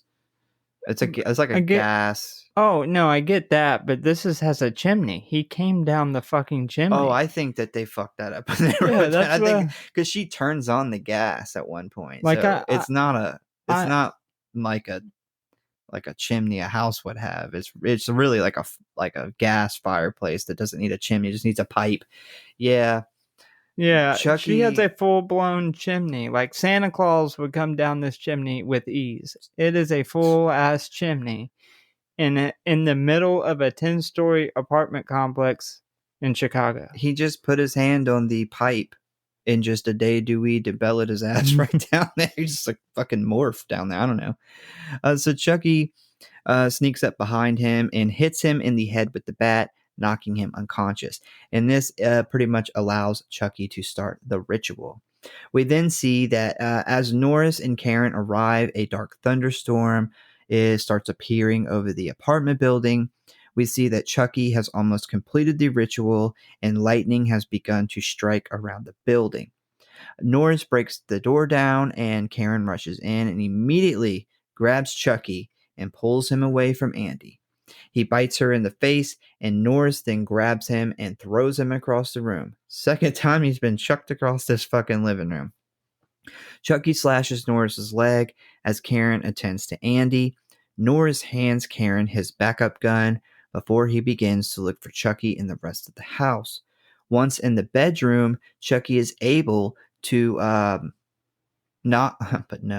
he's able to knock Norris out with the bat, and before he can land a death blow to Norris's skull, Karen shoots him in the leg, blowing him 6 foot back up against the wall from a leg shot. He's just like a rag doll. He is. The gun then jams because obviously Norris never cleans his gun, and Chucky ruthlessly attacks Karen. They fall to the floor in the living room, and Karen tosses Chucky into the fireplace. She attempts to barricade him inside until she can get a match to light it, but Chucky is putting up too much of a fight. Karen then yells for Andy's help. Andy runs over and goes to light a match. Chucky then stops and reminds Andy that they are friends to the end. And Andy responds by telling him, "This is the end, my friend." Cringiest line of the movie. I hated that. I like it. He didn't even say my friend. He's like, "This is the end, friend." Oh, friend, yeah. Yeah, God, man. I like That's it. the only cringy line of this movie, I think. Chucky, it's too late for that, bro. Like, how you gonna try to convince him, like, oh no, we're homies? Like, I just knocked you out with a fucking baseball bat. I tried to steal your body. So he tosses the match in, and we see Chucky immediately ignite into a ball of fire. He begins screaming and violently trying to escape. He finally breaks free. He runs around the living room on fire. And when I seen that, I was like, they had to get a little person stuntman to do that full body burn. Or a kid. And they did. They did. I meant to actually put his name here. I just made the joke a kid. I don't remember what movie we did, but there was we joked about the Trick kid, or Treat. the kid stuntman. Yeah, Trick or Treat. Yeah. It's that one kid stuntman that there's ever been. He was in this. So Chucky falls to the floor, appearing to be dead as the flames slowly go out. And just then, we hear Norris yell from the bedroom, and Karen and Andy attend to his injuries. Andy goes to get the first aid box and notices that Chucky's burnt body is missing. Andy tries to run away, but a very burnt Chucky chases him. Karen, Andy, and Norris hide in the bedroom as Chucky attempts to get in. He stabs Karen through the door and eventually chases them around the apartment again. Karen begins to shoot Chucky as he walks towards them with the knife. Her first shot hits him in the chest, but it does not stop him. Her second shot knocks his fucking head off of his body. But, you know, his like headless body, burnt body is still walking towards her. And her third shot removes his arm, and the fourth removes his leg. He finally collapses in the hallway, but he is still kind of moving. Karen walks up and slowly empties the gun into the doll's chest. Karen is then startled by the sudden arrival of Norris's partner. And this is so funny. So you just heard like 6 or so gunshots go off in this apartment. And the cop is like, "Hey, whoa, what's up?" Like, he doesn't come in with his gun drawn. He doesn't think like, "Oh my God, there's an emergency. Let me call for backup." It's like he just walks in and is like, "Hey man, you guys just randomly just, doing some target practice in here. What's going on?"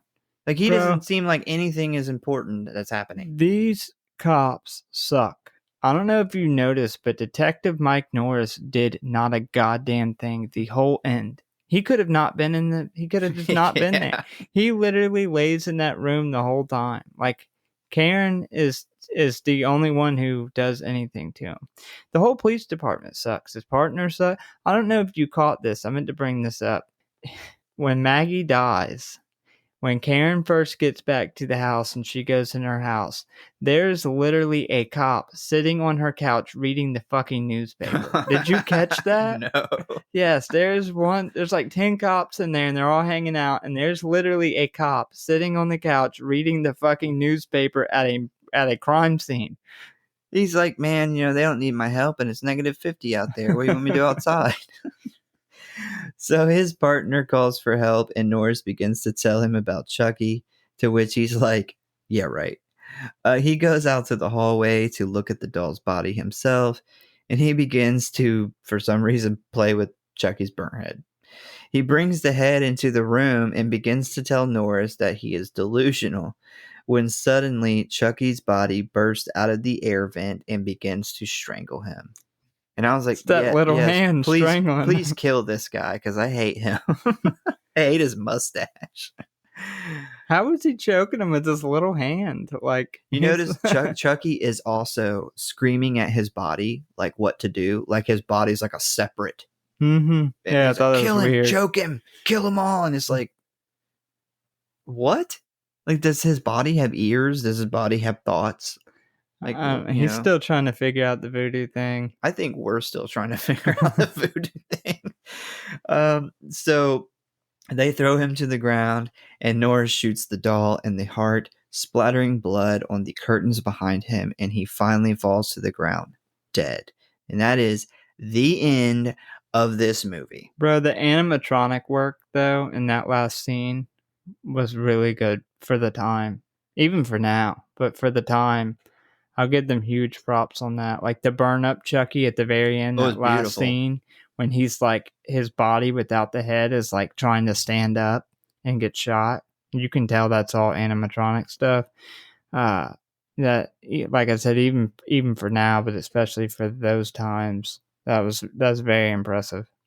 Yeah, there's another thing that they did, and I don't think a single movie after this has done this. No single Child's Play movie is so like they start out and you have just the doll and he looks like shiny plastic, and throughout the movie he looks more, it becomes like skin, and so they designed it that way on purpose. They even went as far as to start adding like little stubble. Yeah, because that's what Charles Lee Ray had in the beginning. They recede his hairline and everything for. I didn't catch the receding hairline. Yeah, I will say I had it in my notes.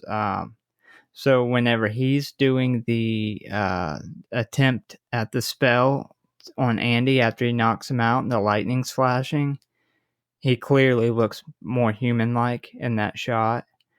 But I will say that is one of the coolest cinematography parts of the movie.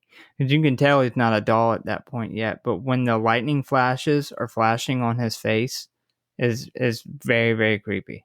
Well, there's the kind of end scenes too where he's actually like, where Karen's holding him and he's like yelling at her and you see his face. Like all these different parts of his face are moving, and another thing you can see is in the beginning his eyes are like, you can tell that they're just circles like put in there. Like there's like almost a tiny space in between his face, the face plastic, and the eyes. They're just later on they look just like eyes. Yeah, that's what I was confused when that cop goes and picks his head up, the dumbass partner detective. His eyes are clearly like people eyes. Yeah. Like they're like actual eyeballs in there. Well, even like his teeth and his gums. If I picked that up, I would be like, oh, I probably wouldn't have thought that this was a real person. Yeah. But I would have been like, something's going on here. It would have smelled like not. Somebody cut somebody's eyes out and put them in this fucking doll and set them on fire. Yeah, and one of the really cool things that I think with the burn up Chucky in the end is they show his I think it's like his right hand, and a lot of his hand is like melted, but you can see the metal like skeleton, the metal wires, like just, and man, the FX team, the way they build these, like I don't think any other Chucky or Child's Play movie has done as good of a job with it's like they abandoned the whole progression of him going from a doll to a person. He in everything else he just looks like a doll. Like even up to, Bride of Chucky and stuff, he always looks the same. And everyone thinks he's just a doll. He looks like a toy. Bride of Chucky, he's got like the flashback behind his cuts and stuff. Yeah, but he's still. But I get his face not being as I don't know. I personally think the Bride of Chucky is the best looking Chucky. Oh, he's the Um, most coolest looking Chucky by far. but I will say that they did the animatronic work and the amount of hours that they spent on working on this face. Because, like you said, when he starts talking, like the way his face is moving and stuff, man, that was just that's impressive. Now, I mean, it holds up. Took Still looks good. 9 people to operate him. Yeah, That's a lot. But yeah, I feel like this was the only movie to include him being a doll and slowly becoming yeah, that a was human. cool.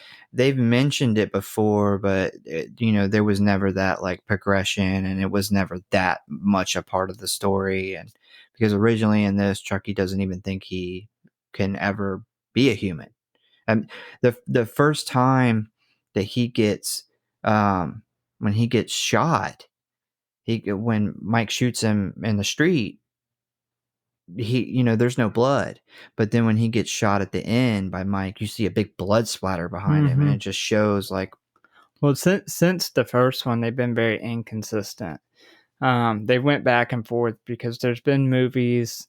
I think it was the Seed of Chucky where his battery plate is taken off, and it's like his spine. You see his spine and muscles back there, like underneath this plastic. He is completely human. But in other movies, he is just a doll. So I mean, I feel like they've kind of went back and forth on that. yeah.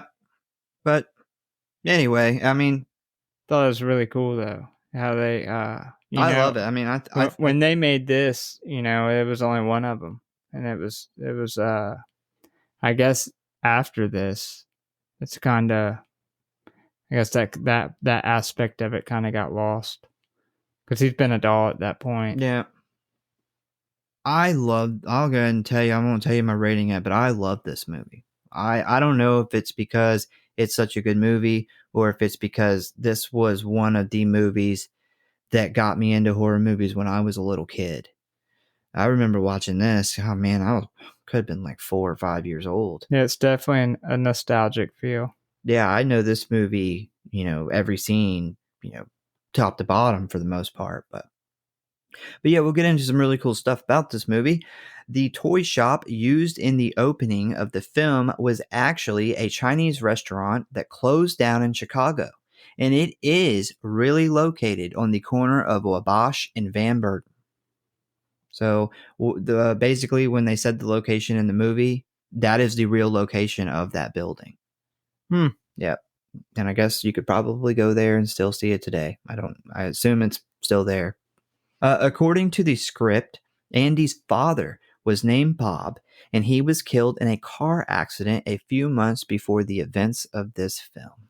Oh, they never mentioned that in the movie. Yeah, there is some stuff they cut out because I think when they originally had finished filming this and editing it, I think it was like 2.5 hours long or something. It was really long, so they went and cut a bunch of stuff out.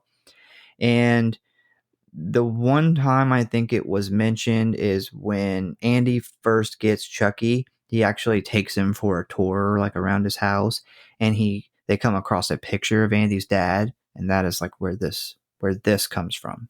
Yeah, it's a deleted scene. So the chant used in the film is actually Haitian Creole, despite being mistaken for French. And I've never heard anybody mistake it for French, but apparently people do. The translation is as follows: I call to thee, Dembella. Give me the power, I beg of you. Leave me mercy from this mortal coil. Grant me life beyond death. Move my mortal soul into this vessel.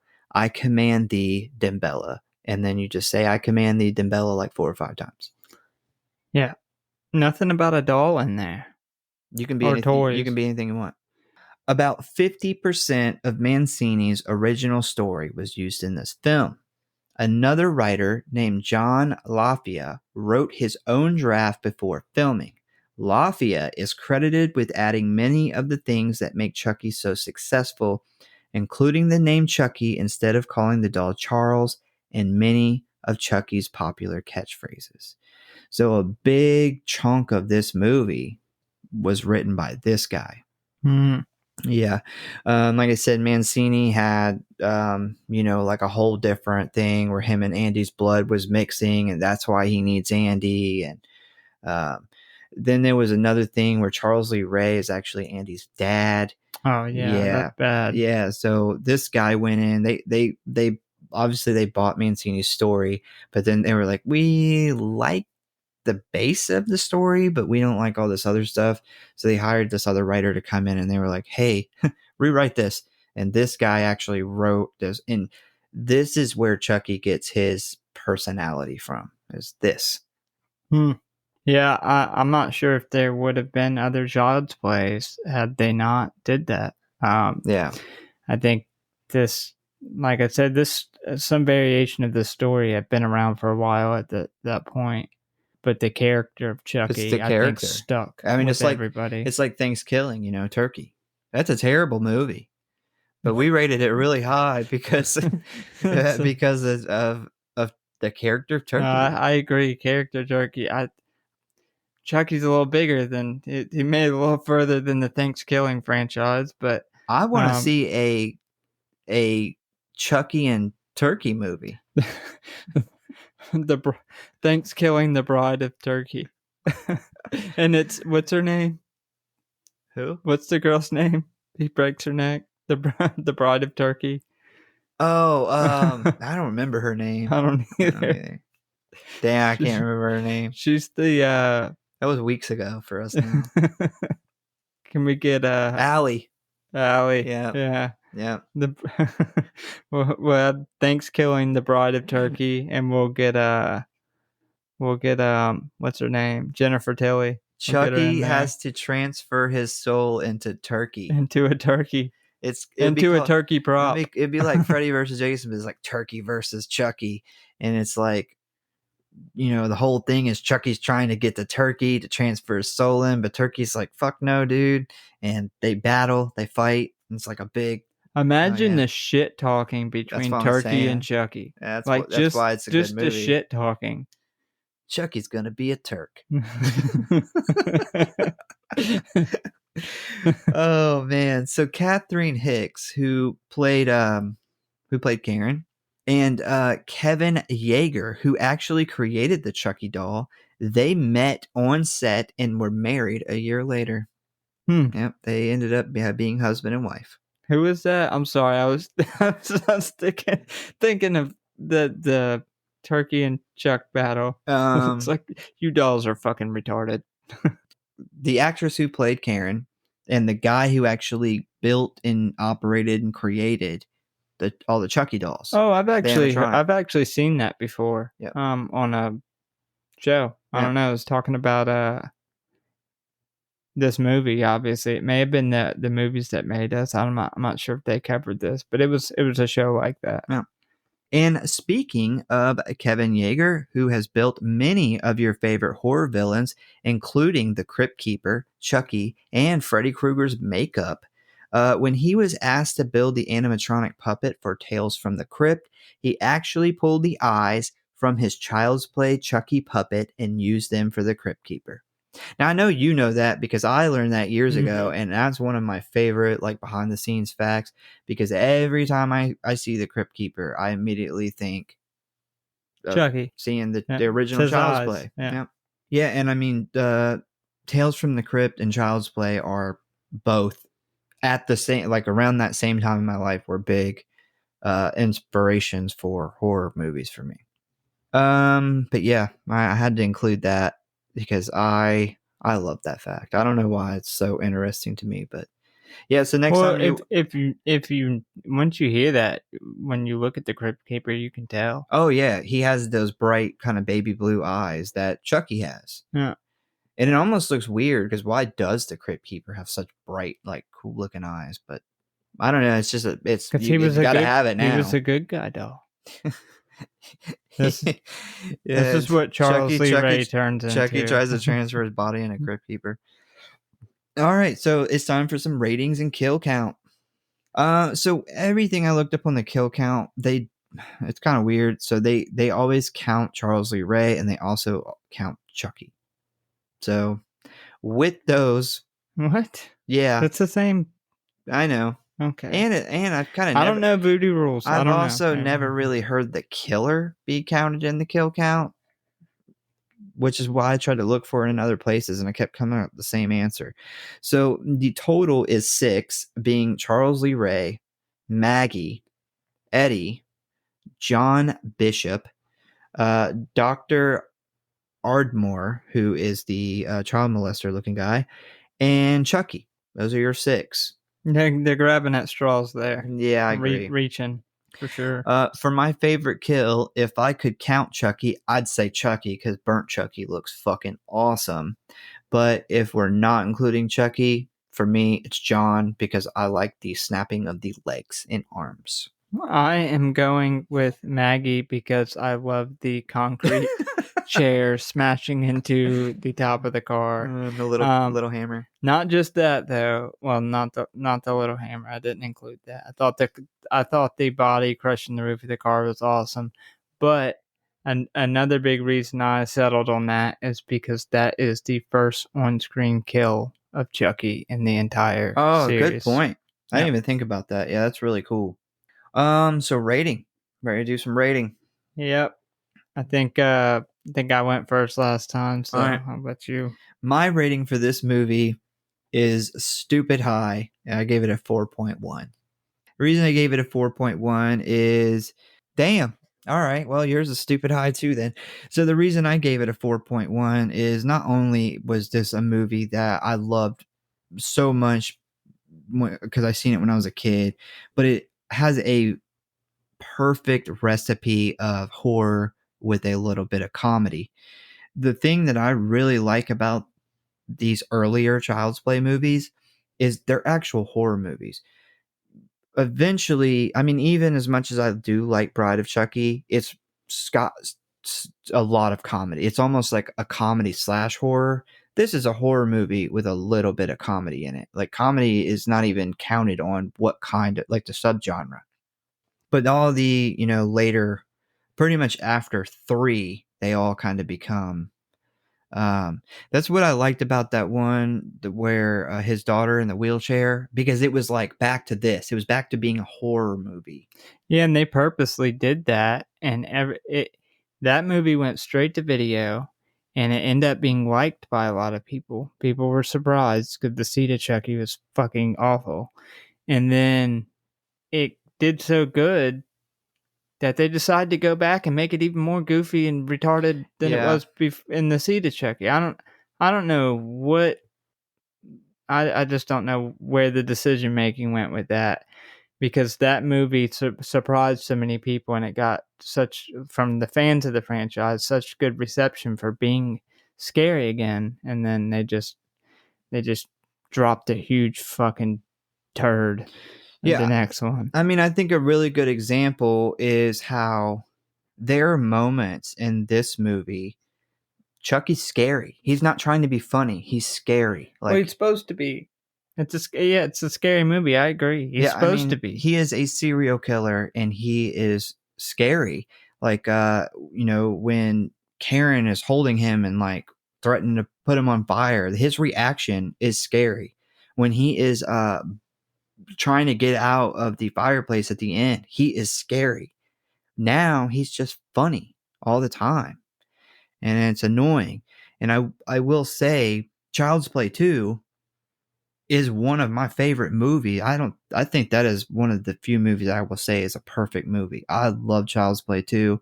It is the best one for me out of all of the Chucky or Child's Play movies. If we did that movie, I'm going to tell you, I'm probably going to rate it close, if not a 5, close to a 5. But this one is very good as well. And that is my big thing. The only complaint I have about this movie is I think they should have cut out the part with the Norris's partner bringing the head in there and Chucky's body coming out of the vent and choking it. They should have did away with all that. The movie should have ended when, she shot him twice and she walks in there and basically tells Norris like he's dead. That should have been it.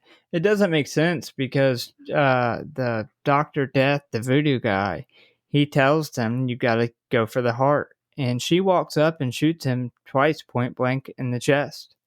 So it kind of is really confusing when he does come back. I know they probably wanted to add like a surprise ending in there, but it didn't really make sense for the story. Well, it doesn't make sense at all, because how did his body get up that fast and through a vent system? And then how did his body know that the guy was going to stand there? He probably climbed through that chimney, which was connected to the vent system, with one arm, one leg, and no head. Yeah, This makes no sense. That part serves no purpose to the story. It serves no purpose to the movie. I think it hurts the movie. It doesn't help it. And they already had an ending. They already had it ended. I feel like that was like a last minute add in or something. Maybe the studio wanted some like surprise scare, because a lot of the 80s, you know, the Friday the 13th hit big with their surprise ending, and I don't know, it just doesn't feel like it matches with the rest of the story. Yeah. That's my only complaint, though. I mean, that's really it. I can totally get over the whole thing we just figured out with the voodoo stuff. I don't really care about that. That's fine. It's kind of funny. I don't think they meant for it to really be funny, or really meant for anybody to actually sit and think about it. But I'm okay with that. But I love this movie. It's great. I think I've brought up us doing this a couple times before, and I tried to save it to be a Christmas movie because for some reason I remembered it being during Christmas, and it's not.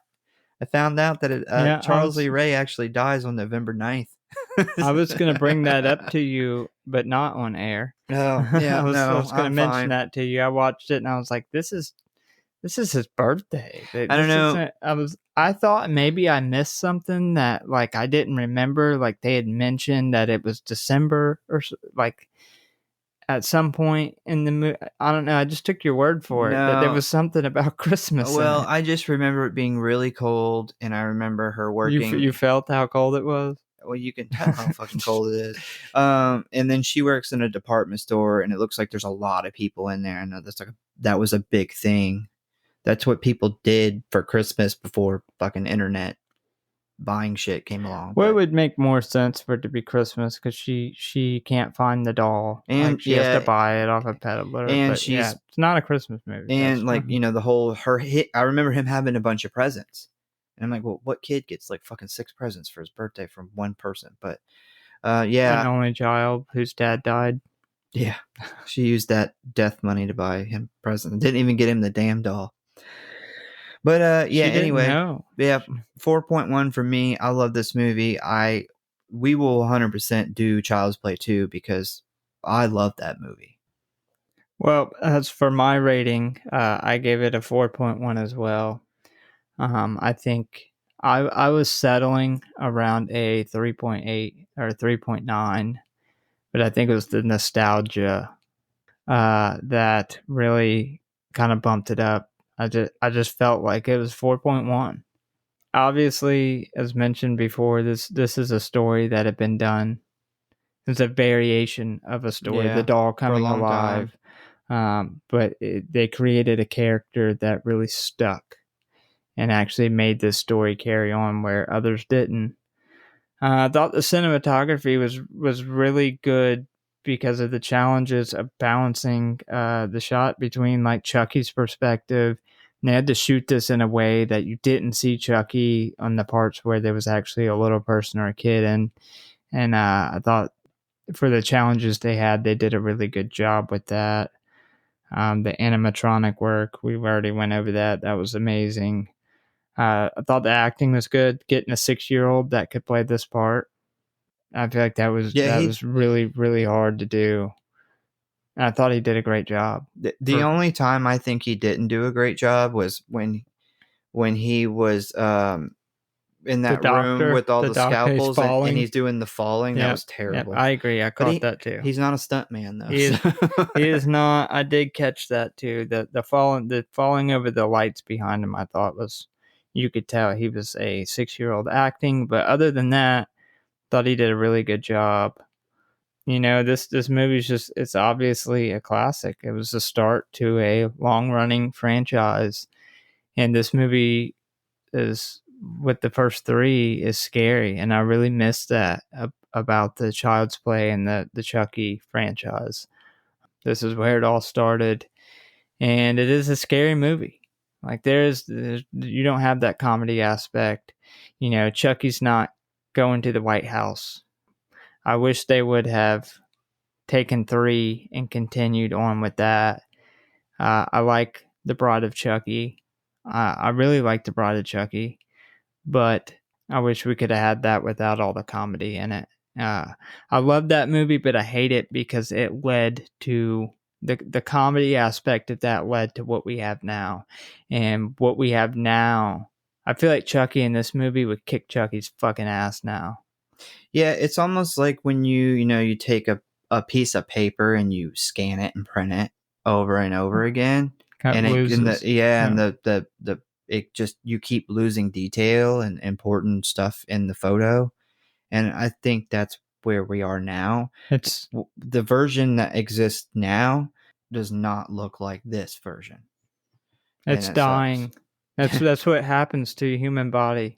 Your cells reproduce and reproduce, and then as a copy and a copy and a copy, they start to break down. And that's what's happening right now. Chucky is in the White House breaking down. Yeah, I will say those, as much as I do love 2 and 3, I don't think that Chucky is ever as scary as this ever again. This is the scariest I think Chucky has ever been, and probably I think it's the darkest. Yeah. And I think a big part of that is the reveal. You know, you don't really know for a lot of the movie, and then there's like no comedy in this. This is all like scary. What you would think if a serial killer somehow got into a doll's body. You know, he wouldn't be cracking fucking one-liners every 2 seconds. And anyway, yeah, it's a classic. And anybody who hasn't seen it that's a horror movie fan, it's a must watch. Like I said before, if you love this movie and you want to know more stuff than what we were able to include here, like I said, there's tons of stuff about this movie. Go look it up. You know, I read a ton of stuff, but we can only include so much. But yeah, go check it out. Go find out everything that you could possibly know. There's whole entire things you can read about just the animatronics alone, because at that time they didn't really know how they were going to bring this to life when they originally first signed on to do it. I've watched a thing with the director talking about him trying to figure out how the hell he was going to pull this off originally, because he did not want to do just a little person or a kid in a costume. He was like, we've got to figure out something else. So there's whole entire like that kind of stuff that you can go read about. So go check it out. You have heard our opinions on this movie. Any last words? Check your kids' toys for batteries.